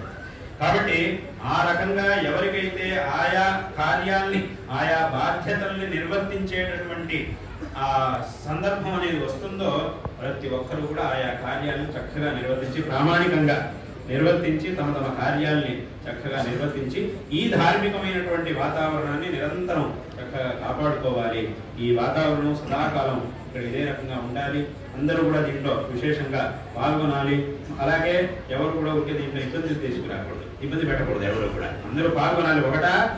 పాల్గొనాలి, లేదంటే ఊరికే ఉండాలి, అంతే తప్ప ఇబ్బంది పెట్టకూడదు. కొన్ని కొన్నిసార్లు ఊరికే ఉన్నామంటే అదే చాలా పెద్ద ఉపకారం అవుతుంది. ఊరికే ఉంటే చాలు, ఇంకేం చేయకుండా మనం అంటుంటా చాలు, నువ్వు ఊరికే ఉంటారు, ఏం చేయకు, ఏం మాట్లాడదు, నన్ను ఏం చెప్పి నువ్వేం చేయట్లేదు, ఊరికే ఉంటే చాలు, అదే మాకు చాలా 10,000 అంటుంటాం. కొన్నిసార్లు అలా అంటుంటాం, కొంతమందిని మనం అలా అంటుంటాం. కాబట్టి పని చేస్తే చెయ్యాలి, లేదంటే ఊరికే ఉండాలి, మన పాటు మనం ఉండాలి, అంతే తప్ప ఊరికే మంచి పని జరుగుతున్నప్పుడు ఊరికే ఏదో రకంగా దాంట్లో ఇబ్బంది పెట్టడం. ఎందుకంటే అలాంటి వాడు ప్రతి చోట ఉండనే ఉంటాడు, ఎవడో ఒకడు ఉండనే ఉంటాడు. ఏ మూలకెళ్ళినా కూడా ప్రపంచంలో 10 మంది కలిసి మంచి పని చేస్తున్నాడు అంటే దాన్ని చెడగొట్టాలని ఆలోచించే 11వ వాడు ఒకడు ఉండనే ఉంటాడు. ఎక్కడికి వెళ్ళినా సరే, ఇక్కడ నేను అనట్లేదు, ఎక్కడైనా కూడా అదేదో ఇక్కడికి మాత్రమే అలా అంటున్నాను అలా ఎవరు అనుకోకండి, ఎక్కడికి వెళ్ళినా కూడా అలా ఉండనే ఉంటారు. కాబట్టి కానీ ఎవ్వరూ కూడా అలా చేయకూడదు. ఒక మంచి పని జరుగుతుంది అని అంటే తప్పకుండా సహకరించాలి. కాబట్టి ఇక్కడ జరిగేటటువంటి మంచి పనుల్లో అందరూ కూడా ఎప్పుడు పాల్గొనాలి. తద్వారా జీవితాన్ని సార్థకపరచుకోవాలి, పుణ్య సంపాదన చేసి ఈ జీవితాన్ని సార్థకపరచుకోవాలని చెబుతూ మరొకమారు అందరికీ కూడా ఆశీర్వాదాలని తెలియజేస్తున్నాం. అదేవిధంగా ఇక్కడ ఉన్నటువంటి వైదికులు అందరికీ కూడా మా యొక్క నారాయణ స్మరణ పూర్వమైన ఆశీర్వాదాన్ని తెలియజేస్తూ అందరి భక్తులకి కూడా